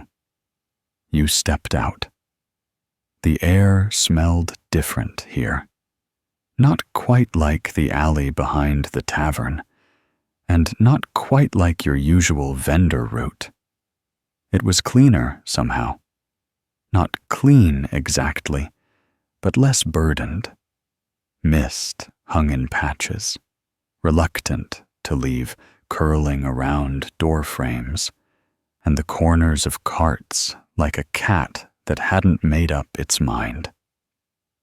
You stood in what looked to be a small courtyard, half paved, and surrounded by shuttered stalls and blank doors. The cart waited near the center. It wasn't the same one you'd seen underground, but it wasn't entirely different either. A sibling, perhaps. The wood was lighter, the wheels broader, and the ladle carved into its side bore your notched spoon's exact pattern. A folded cloth rested atop the cart, and beside it, a bell small, brass, dull from use. You walked over, lifting the cloth. Underneath were loaves of bread, not many, and each one marked on its base with a variation of the same symbol, a circle, but crossed differently. One with a star, one with a dot, one with a curl. You didn't touch them. You didn't need to. The apron, which you now wore like it had always been yours, felt slightly heavier around the hem. You glanced down. The thread that formed the old symbol had faded slightly. In its place, or perhaps underneath it, was a new one, stitched with red, barely visible, a cart drawn in 4 strokes, with a single spoon laid across its top. The hem itched faintly, not in an uncomfortable way, more like a tap on the shoulder. You glanced around. The courtyard remained still, save for the mist which had begun to withdraw politely. You could hear the city breathing now. More voices, the rumble of a wheelbarrow, a door opening somewhere behind you, a sigh. The cart was ready. So were you. Or at least you were present, which seemed to be enough these days. You stepped behind it, placed one hand on the handle, and felt a small jolt run through your palm. Nothing painful, just a reminder. The bell rang once, though you hadn't touched it. Somewhere above, a shutter opened and closed again. You began to push. The wheels responded without resistance. They turned smoothly, silently, as if they had no weight at all, or as if the cart wanted to go where it was going more than you did. You turned out of the courtyard and into the narrow street, beyond where early risers shuffled past with baskets and hollow yawns. No one looked at you directly. A few glanced in your direction, brows lifting briefly, then dropping again. You recognized that look. It was the look given to things that don't need explanation. Bakers with flour on their foreheads, monks in sandals, vendors who show up before the sun is entirely convinced. You made your way toward the market square, where stalls stood half-raised and awnings flapped in indecisive breezes. You found your space, not marked, not assigned, but there nonetheless, between a seller of fishy-looking eels and a man whose main product seemed to be enthusiastic hand gestures. The cart stopped without your guidance. You stepped around to the front, placed the folded cloth neatly beside the bread, and waited. The bell didn't ring. No one rushed over. You weren't offering deals. You weren't shouting wares. You were just there. The mist lingered a while longer, then lifted completely. The sun cleared a rooftop, and the first customer arrived. She didn't speak. She was older, wrapped in a shawl that might once have been a curtain, and she held out 2 coins, one real one, carved from soap. You handed her the loaf with the curl. She nodded once and left. The spoon in your apron twitched. You adjusted the bread. Another customer. A boy holding a spool of thread and a thimble on a string. He pointed to the loaf with the dot. You handed it over. He smiled, didn't pay, but left behind a folded note with a symbol drawn in ash. A third came a tall man with mismatched shoes and the posture of someone who'd once been important and was still working it out. He took the starred loaf, placed a small brass key on the cart, and walked away without looking back.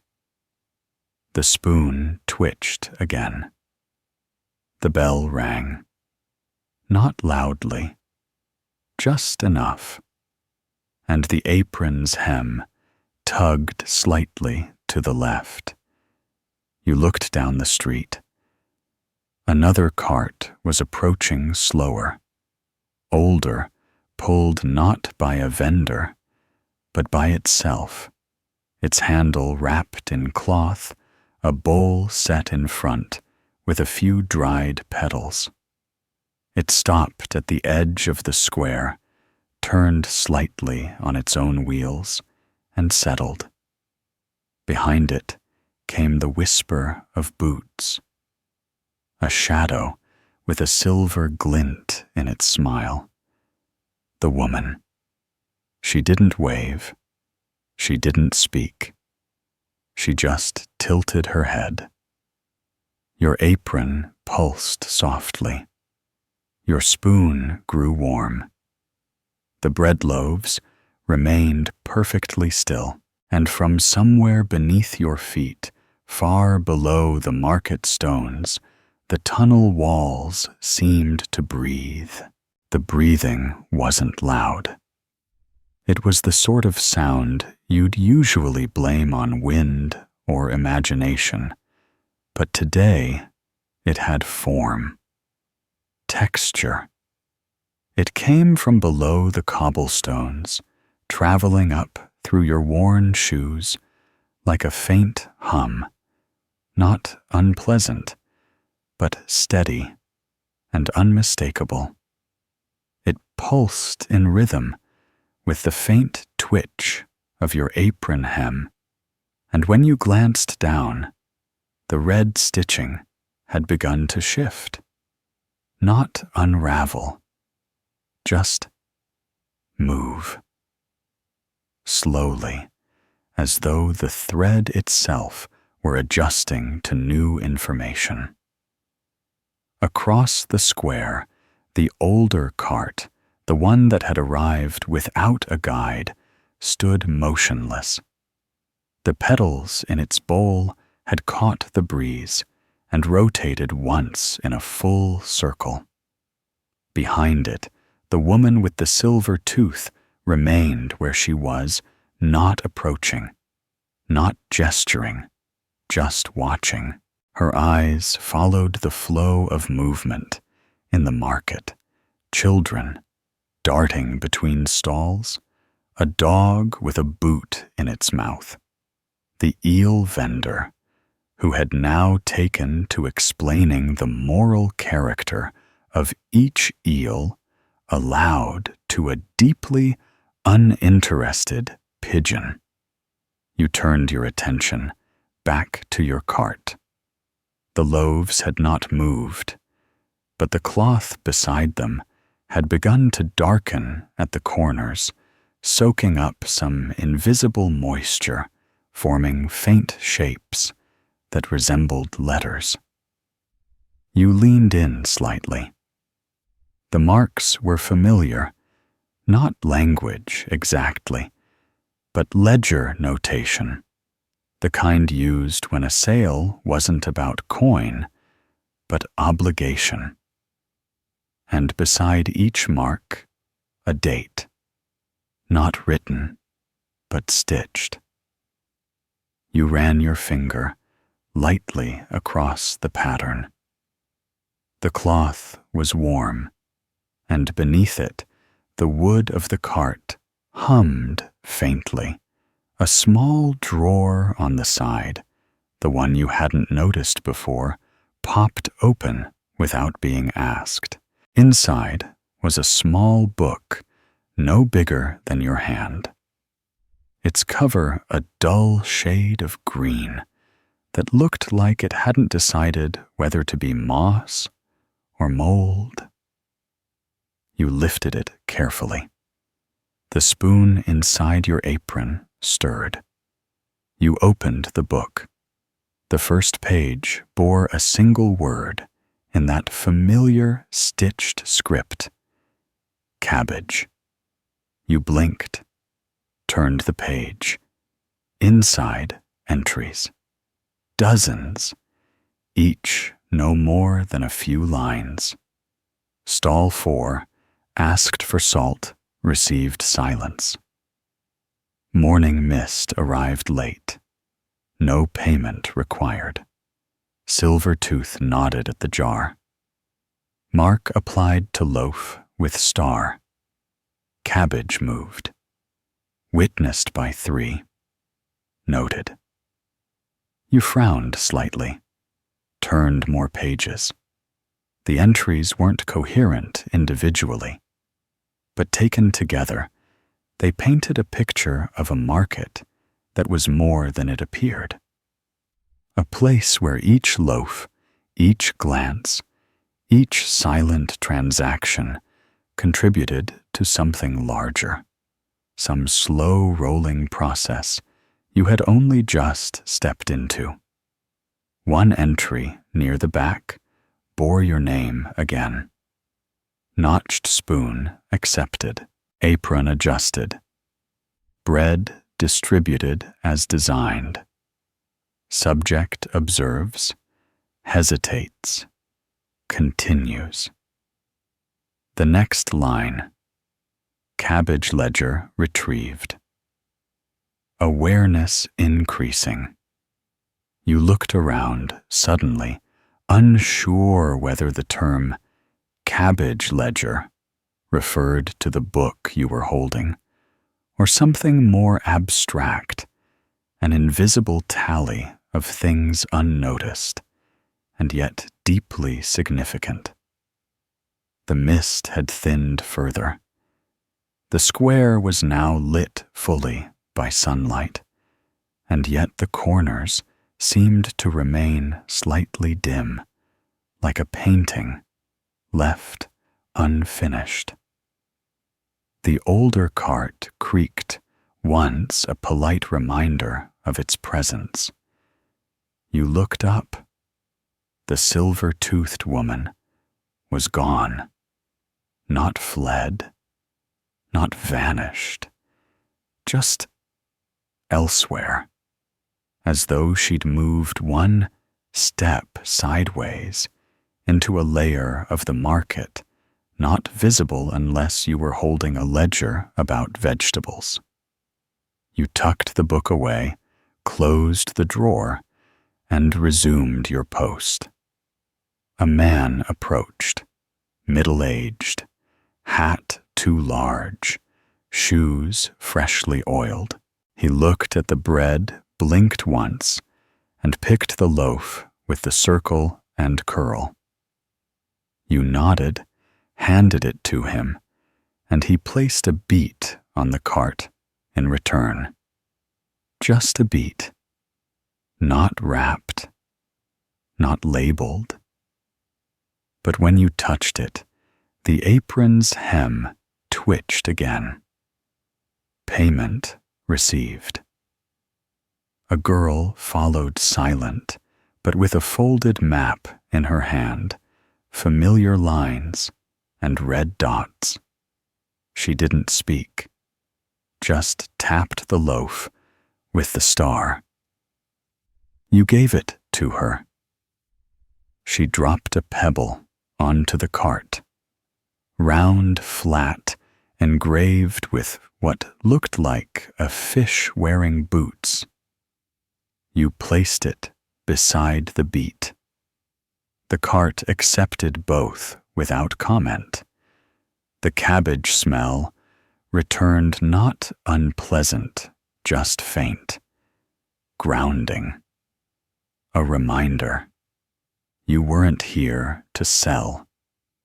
You were here to record, to witness, perhaps even to prepare. And just as you began to reach for the ledger again, a low vibration ran through the cobbles beneath you, stronger than before, not violent, but determined. A message. You looked up. At the far end of the square, one of the stalls had opened completely now. And standing beside it was a figure you didn't recognize, but whose apron hem was twitching too. He nodded once subtly and raised a spoon in salute. Not your spoon, his spoon, but carved with the same notch. The carts were not alone. The vendors were not alone. You were part of a pattern still revealing itself, and beneath your feet, the whisper became a word. Just one, faint, as if spoken by the stones themselves. Remember, you didn't wave back. That didn't seem to be the custom, and the vendor with the familiar apron twitch wasn't looking for acknowledgement anyway. His gesture had been subtle, efficient, like clockwork, that didn't need applause to keep ticking. The spoon in his hand remained lifted for a second more, then disappeared behind his cart as he began arranging loaves with the same curious symbology.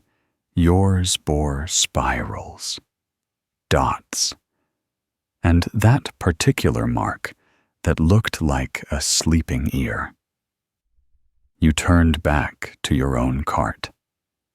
The pebble and the beat sat precisely where they'd been placed. Neither had rolled nor shifted, and yet they no longer looked quite the same. The pebble now bore a faint smudge along its edge, like ash rubbed into a groove, and the beat had a slight glow to it. Not a radiant one more, the kind of glow you associate with a lantern wrapped in fog. The spoon in your apron stirred again more decisively, this time nudging against your side, like a child reminding a parent of something promised but not delivered.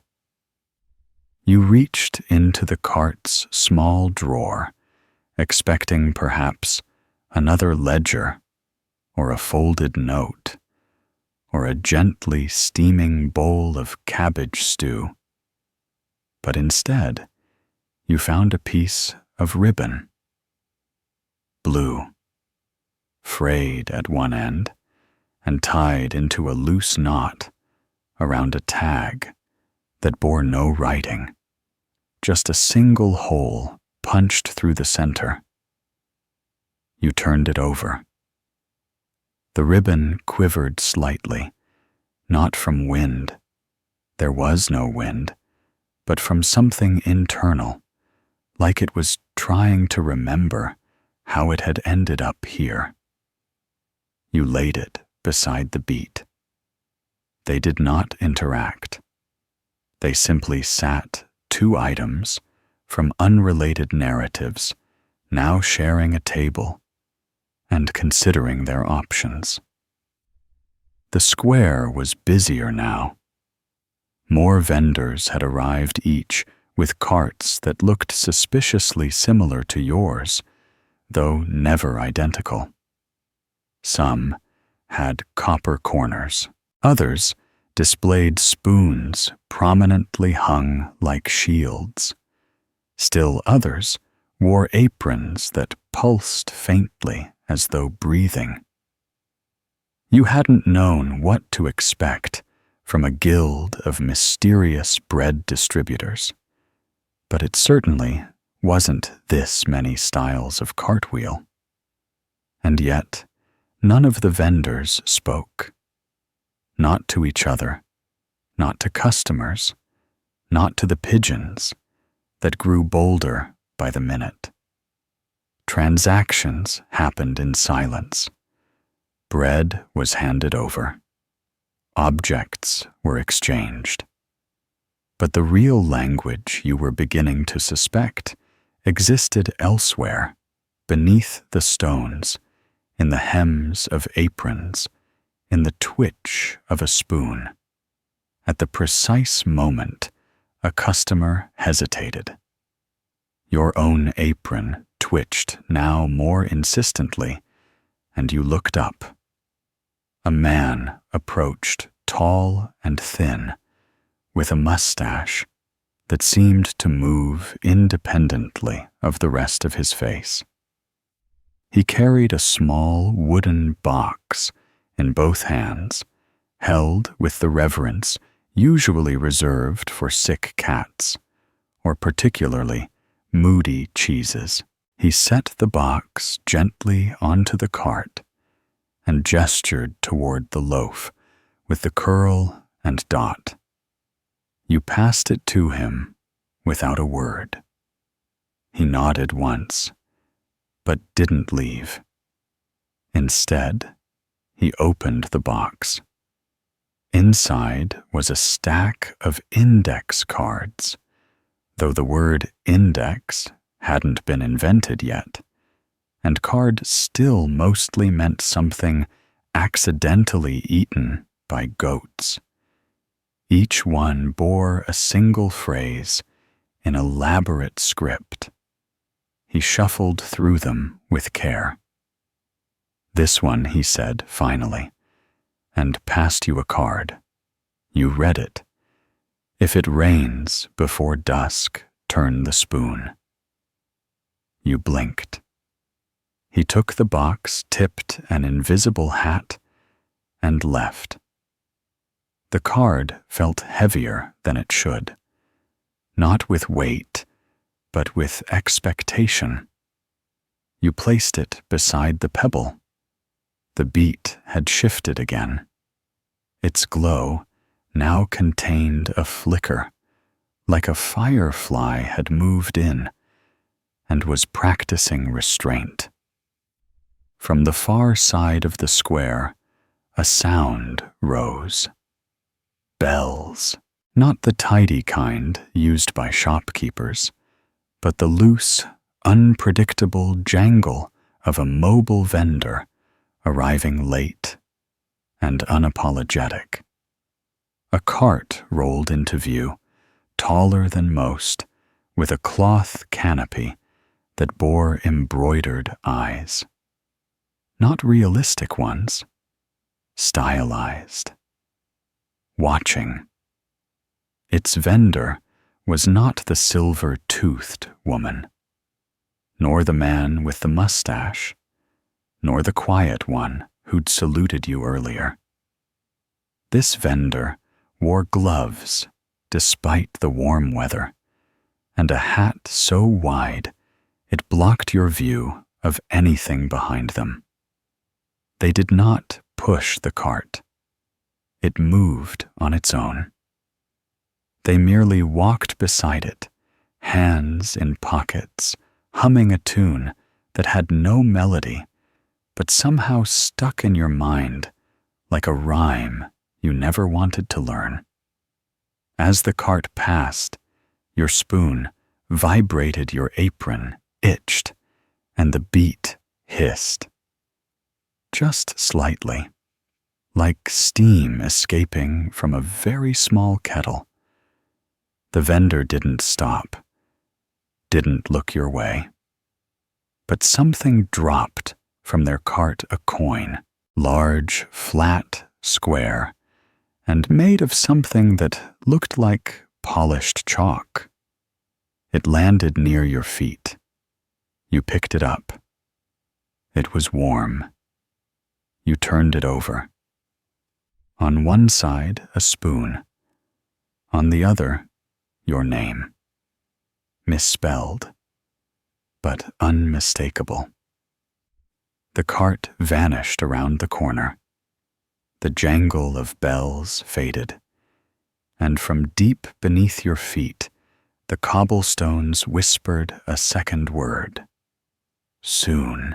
You stared at the coin a moment longer, letting its gentle warmth seep into your fingertips. Its weight was odd, not heavy, but deliberate, as though it carried more than just itself. The misspelling of your name wasn't drastic.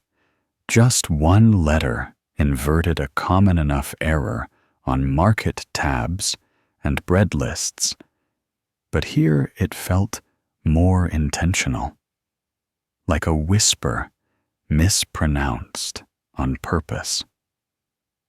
The square coin now resting in your open palm began to cool ever so slightly, just enough to be noticed, and as it did, the ribbon on your cart fluttered again. Still windless, still stubbornly animate. You set the coin beside the card, the pebble and the beat. A grouping now, like a team forming at the edge of a board game with rules not yet explained. Customers continued to drift through the square, some stopping at your cart, others merely glancing. One woman placed a jar of salt on your table and took a loaf marked with a spiral inside a spiral without ever making eye contact. A child offered you a frog very much alive, which hopped onto the bread cloth and promptly fell asleep. You left it there. The spoon seemed pleased. Then came the scent, faint at first, like the whiff of a library with poor insulation, or the corner of an attic where forgotten letters go to rest. It was the smell of ink, thick, slightly metallic, and not fresh. You looked up. The vendor with the wide hat was gone, but someone new had arrived, tall and narrow, and wrapped in layers of parchment-colored robes, moving like a walking scroll. Their face was mostly hidden, save for a nose that suggested long consideration of soup, and they carried nothing but a quill tucked behind one ear. They stopped before your cart, tilted their head, and said nothing. You didn't speak either. The ritual, by now, was clear. The vendor reached into their sleeve and pulled out a folded page, thin and stained, as though it had been part of something else before. They placed it gently beside the coin. The paper curled at the edges, like it remembered fire. On it, an illustration. Your cart. The current arrangement. The beat. The ribbon. The spoon. Even the frog. All rendered in delicate ink strokes that shimmered slightly in the light.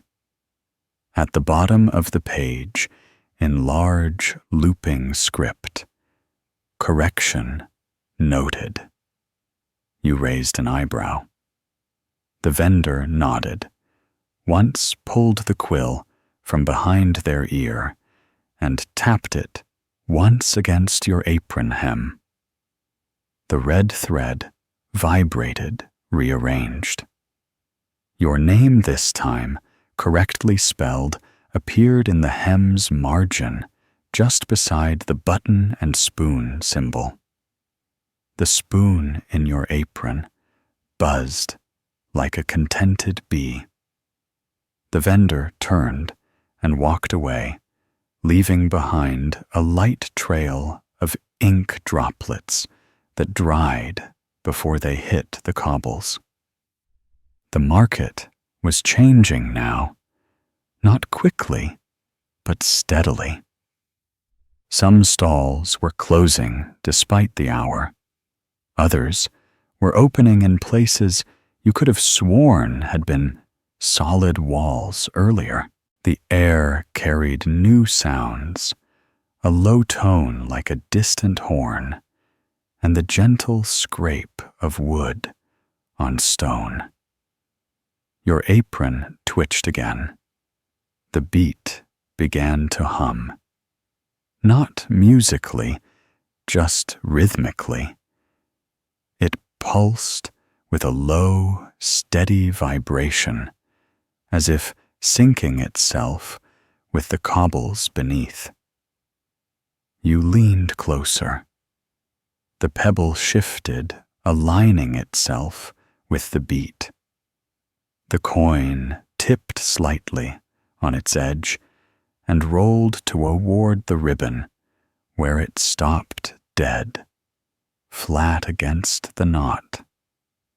The arrangement was no longer random. Something had aligned. You picked up the frog.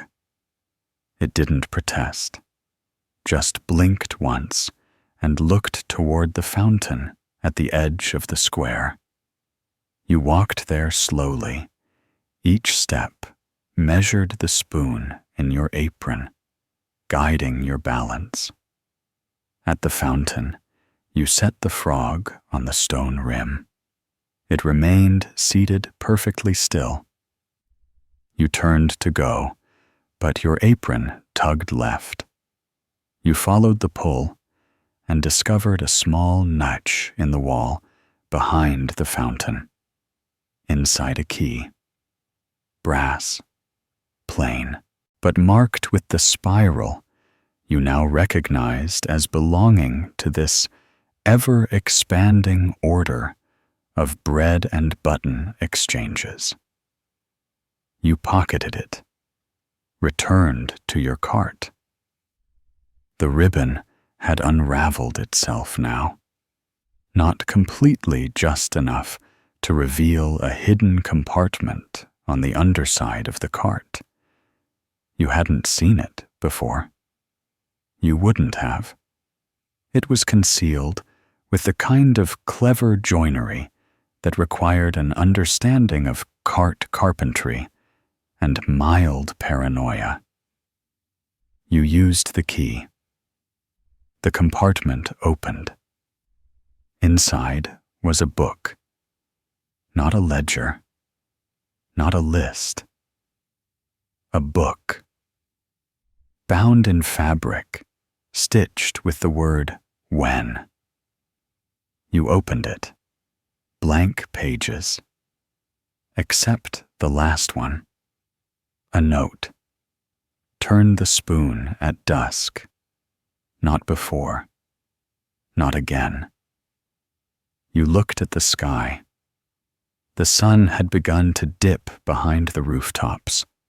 Shadows grew longer. The beat fell silent.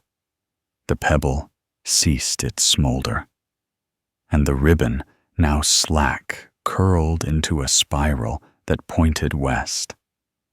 The spoon remained still. You waited. Dusk didn't fall, so much as it settled like a tired cloak, gently dropped across the rooftops, its frayed edges catching on chimneys and crooked eaves, as if deciding where best to drape itself.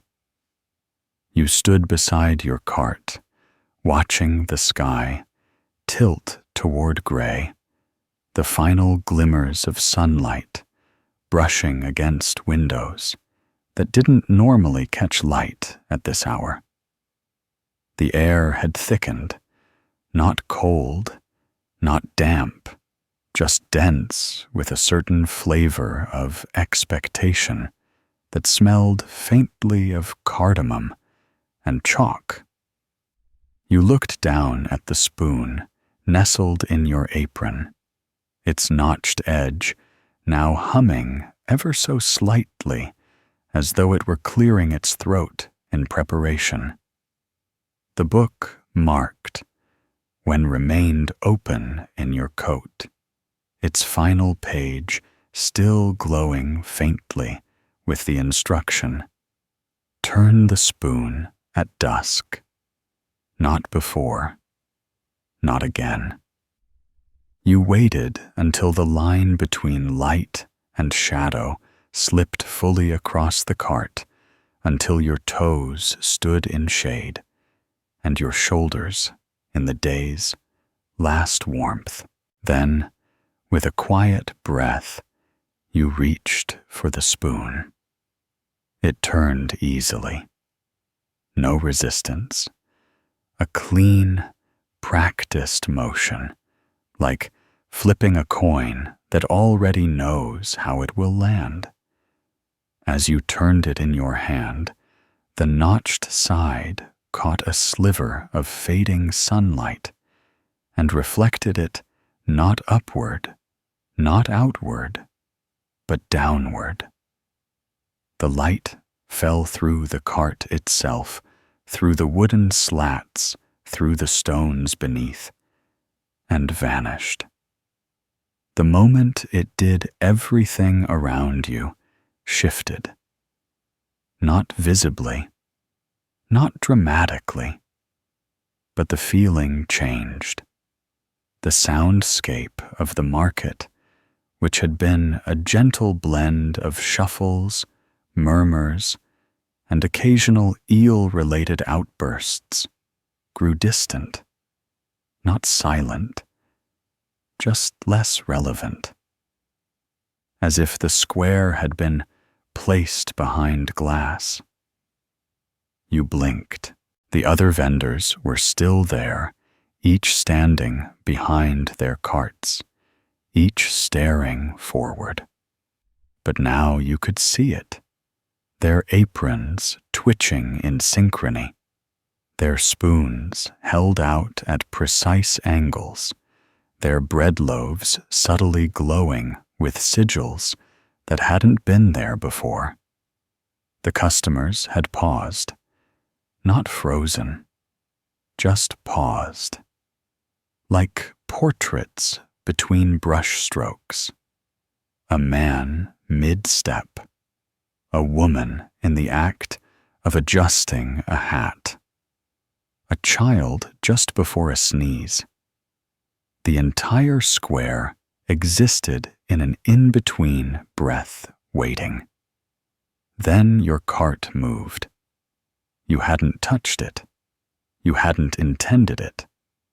But it rolled forward slowly, the wheels turning of their own accord, guiding you toward the center of the square, where a small, raised platform now stood, one that hadn't been there that morning. The beet, the pebble, the coin, and the ribbon all remained in place, but now they seemed less like items and more like participants. As the cart reached the platform, it turned gently on its own axis and stopped. The spoon pulsed once. Your apron hem curled upward at one corner, revealing a fresh symbol stitched in new thread, a circle within a triangle, crossed by a spoon. A voice spoke, not aloud, but inside your thoughts, like memory misfiled under, to be determined. It said, "Observe." You did. Around the square, each cart now faced inward. The vendors, still motionless, held their spoons vertically.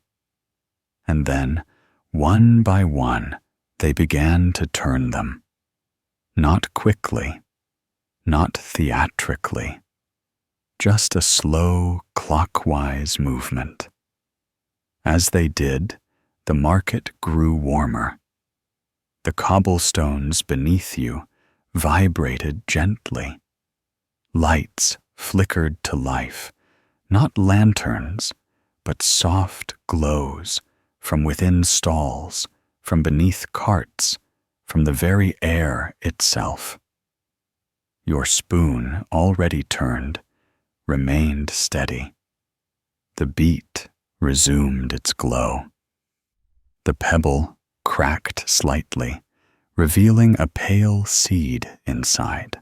The coin lifted off the table, hovered for a moment, then descended gently into the bowl beside the ribbon, which now twirled in slow, deliberate spirals. And the book. The book marked, when flipped shut on its own and tucked itself into the side compartment of your cart, vanishing into the wood as if it had never been there. A bell rang. Not yours. Not the silver-toothed woman's. This bell was larger, deeper, and rang not with urgency, but with finality. A tone that said, "The moment has begun." The vendors lowered their spoons. The customers resumed their motions, unaware that anything had paused. The man stepped. The woman adjusted. The child sneezed. The square returned to motion, but not to normal. Now the air held a shimmer. The bread bore new marks. The carts vibrated faintly with potential. Your apron hem twitched one last time and settled. A pigeon landed on your cart, pecked the ribbon, and flew off with a thread in its beak. The seed in the pebble began to sprout. Slowly, deliberately. You looked around. The vendors no longer stared forward. Now they looked to you. And the whisper from beneath the cobblestones rose again more clearly now, wrapping around the soles of your feet like a tide. It said, "It is your turn to guide." You didn't speak. You hadn't spoken for hours, possibly longer, and it didn't seem like speech would be particularly helpful now. The market square was breathing again, alive with motion and scent. Soft chatter, returning to the air, like mist reforming on a cool surface. But under it all, beneath every footstep and glance, the weight of the spoon's turning remained. You were standing at the very center. Now, your cart slightly elevated on the platform that had not been there before dusk, with your fellow vendors arranged in a loose circle, each at their respective post, each no longer stiff or still, but poised, as if waiting for a cue that had not yet been written. The seed in the cracked pebble had continued to grow improbably. A thin, pale shoot, like a single hair from the world's most anxious cabbage, curled upward and split into two tiny leaves shaped not unlike spoons. You watched it for a moment, then shifted your eyes to the coin in the bowl. It was no longer square. It had begun to round its corners, subtly, each edge melting into the next, as though remembering it had always meant to be a circle, but got distracted. The ribbon now reduced to a loose spiral, gently rocked back and forth, ticking off some invisible metronome. You could feel the moment, trying to coalesce, as though the very stones were leaning toward you with interest. A test, a rite. No one had said, and no one seemed inclined to explain. You looked toward the eel seller, who gave you a slow nod and tapped once on his apron, where a tiny embroidered fish now darted between reeds made of thread. The nod said, "Proceed." Or perhaps, "Yes, the eels are also involved." It was difficult to be certain. You reached under the cart, instinct guiding your hand more than memory, and found a small pouch, coarse linen, knotted tightly, faintly warm. You opened it. Inside were 3 more objects. A black stone, shaped like a comma. A scrap of paper, with a recipe for something called market loaf reversed, and a single silver tooth. Not the one from the woman. Another. You could tell by the etching, a spiral within a triangle, within a bread crust. You set all 3 items beside the seedling. The coin gave a small click and stopped changing. Your apron hem rose slightly, revealing a new line of stitching in a thread that glowed briefly, then faded. It read, "Say the name." You did not know the name, not consciously, but as soon as you realized that your mouth formed it, quietly. A word not used in bread sales or alley conversation. A word made more of intention than sound. Oren. The ground beneath the cart shifted, not violently, not abruptly, just enough for the wheels to settle deeper into their ruts, like anchoring in something older than stone. Around the square, the other carts began to roll, but not away. They circled slowly with their vendors, walking beside them, creating a wheel around your platform. Some had lights. Others gave off smells, cinnamon soot, freshly unearthed beetroot. Each step of the circle felt rehearsed, not from practice, but from repetition. An event that had happened often, but long ago. As they moved, your cart remained still. The seedling grew taller. The ribbon rose and looped around it like a lazy vine. The silver tooth caught the last rays of dusk and gleamed with peculiar awareness. And then the vendors stopped. In unison, each turned toward the center. Each lifted their spoon. You lifted yours. The cart clicked. beneath the platform, something unlocked. You heard it, not a clang, not a clatter, but the faint sigh of ancient mechanisms waking up.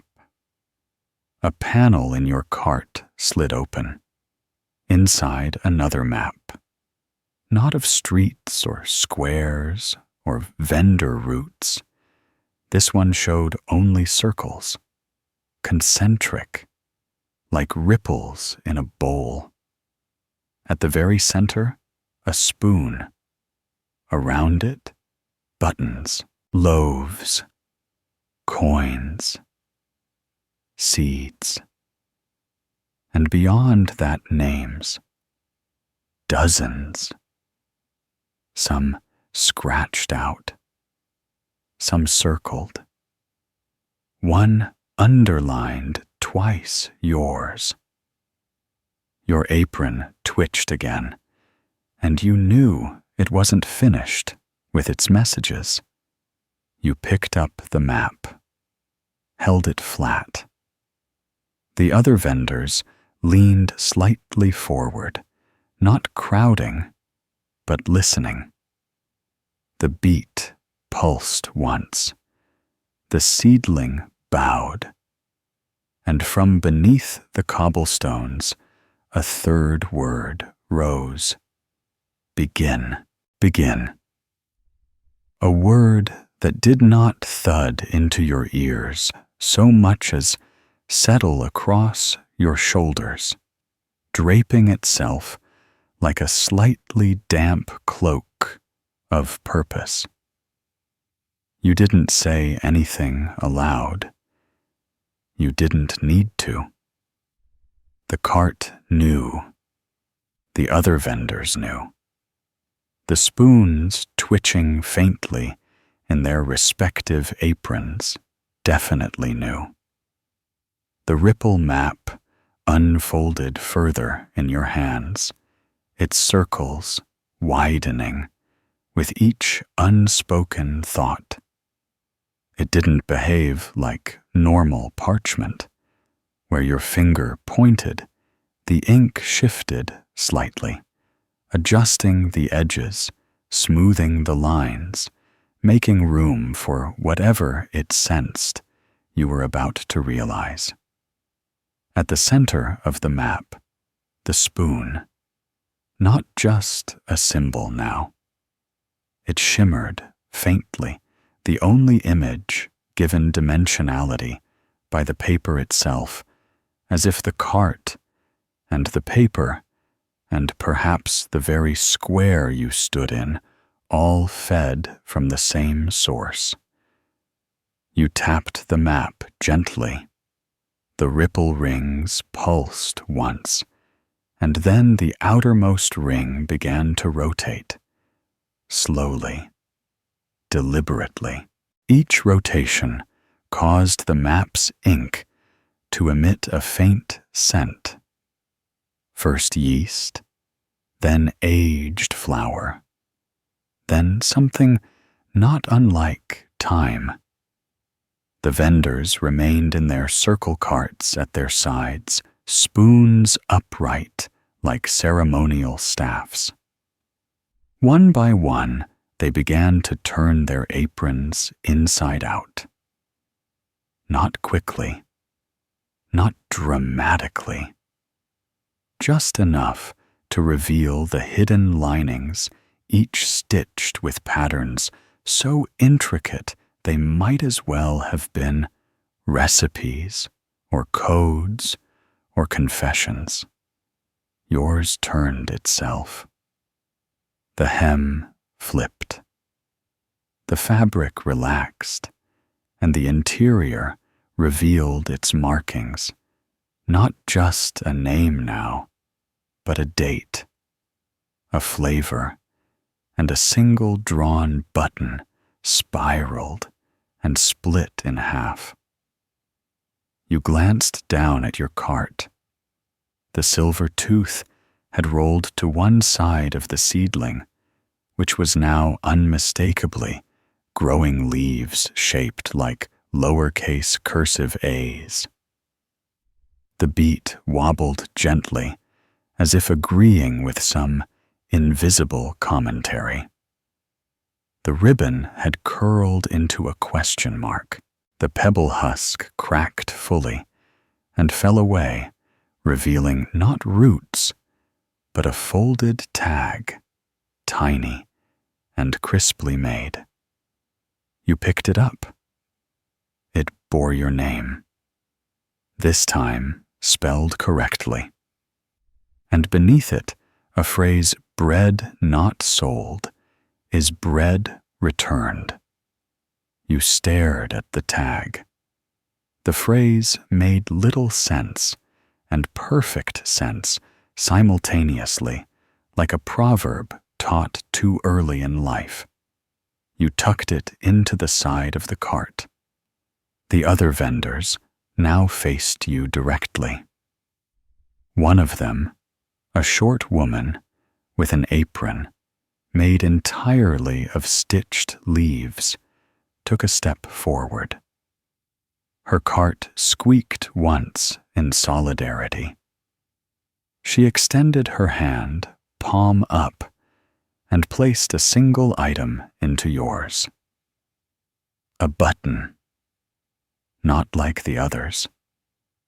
This one was wooden, carved with a tiny wheat stalk and a hole pattern shaped like a crescent moon. You turned it over. The back bore a scratch. You weren't sure, but it might have been your first initial, or someone's last mistake. You added the button to your growing arrangement on the cart ribbon. Coin, sprouting, seed recipe, paper, silver tooth, and now the button with the half-moon sole. The spoon in your apron began to vibrate again, not wildly, just with that steady insistence of something that had been patient long enough. The ripple map began to hum. You felt it in your fingertips. The center glowed, and now the outer ring revealed more a series of names in a spiral leading inward. You recognized a few. The silver-toothed woman. The man with the gesture-based business model. Even the pigeon, it seemed, had earned a place in the outermost swirl. And then, at the very edge of the parchment, was a symbol you'd seen only once before on a bundle behind the tavern where this all seemed to have started. The same looped circle split by a diagonal line. You placed your finger on it. The map responded, drawing a soft blue line that connected the symbol back to the center, looping 3 times through names and places before landing back at your current location. The loop pulsed. And then, as if on cue, one of the loaves on your cart began to glow. It was the one marked with the star and the spiral. Not bright, just visible. You picked it up. The crust was warm. The marking was no longer a decoration. It was a lock. Your spoon, now almost humming out of your apron, bent slightly at the neck. You pressed the spoon's notched edge into the spiral. It clicked. The loaf opened. Not crumbled, not sliced. Opened, like a seed pod. Inside was not bread, not fully. It was a scroll rolled tightly, encased in a thin shell of crust, marked with red thread, like the apron's hem. You pulled it free, unrolled it. The writing was not in ink. It had been etched, burned almost into the paper, and it read, "You are the next button. You are the next name. Mark. Measure. Mend." The circle widens, and the crust must hold. You looked up. The market was completely still again. But this time, the stillness wasn't a pause. It was an invitation. You closed the scroll, held it to your chest. The spoon finally stilled. The cart, without waiting, began to roll backward, slowly, gently, as if it knew there was one more place it needed to go before the night was through. And the ripple map, still glowing, softly whispered one last word into your palm. Near, near. The word clung to your thoughts like flour to a damp countertop, resisting every attempt to be brushed off. The cart, steady as ever, rolled backward of its own accord, with a rhythm so deliberate it almost felt rehearsed. Its wheels, slightly uneven from years of indifference, squeaked now, in a tune that was not quite melodic, but still suggested memory. The market behind you didn't vanish, not exactly, but it shifted colors, flattening voices, thinning, and the smell of roasted leeks curling into something softer and more remote. You held the scroll with care, its crust still intact, the etchings still warm, like it had only just now remembered what it was for. The apron pressed more tightly against your chest.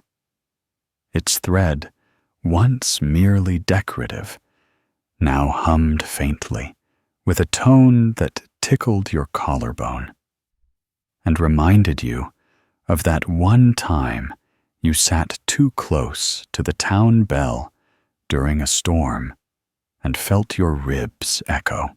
The map still pulsing in your coat, still wide with names and ripple lines, offered no protest when the cart veered slightly down an alley you didn't remember being there that morning. The stone path beneath changed color subtly from familiar gray to something with a bluish hue, as though soaked in ink that had long since dried but refused to fade. The alley narrowed the buildings on either side, leaning in with conspiratorial curiosity, their shutters drawn, but not quite closed, their drains whispering things about spoons and seeds and the nature of markets that forget their own beginnings. At the end of the alley, the cart came to a halt in front of a door, not an ornate one, plain wooden, with 3 buttons nailed to the frame, each a different size, none matching the others. You did not knock. The door opened inward with the sort of creak that only comes from wood that's been expecting someone for a long time. Inside, dim light, faint cabbage, and rows of shelves, each packed with objects that didn't quite belong together. Bundled herbs tied with thread, wax-stamped coins, with no denominations, empty jars, labeled "Someday," and scrolls just like yours, crust-sealed and marked with the red thread of the Apron Guild. The woman was there, silver-toothed, spoonless now.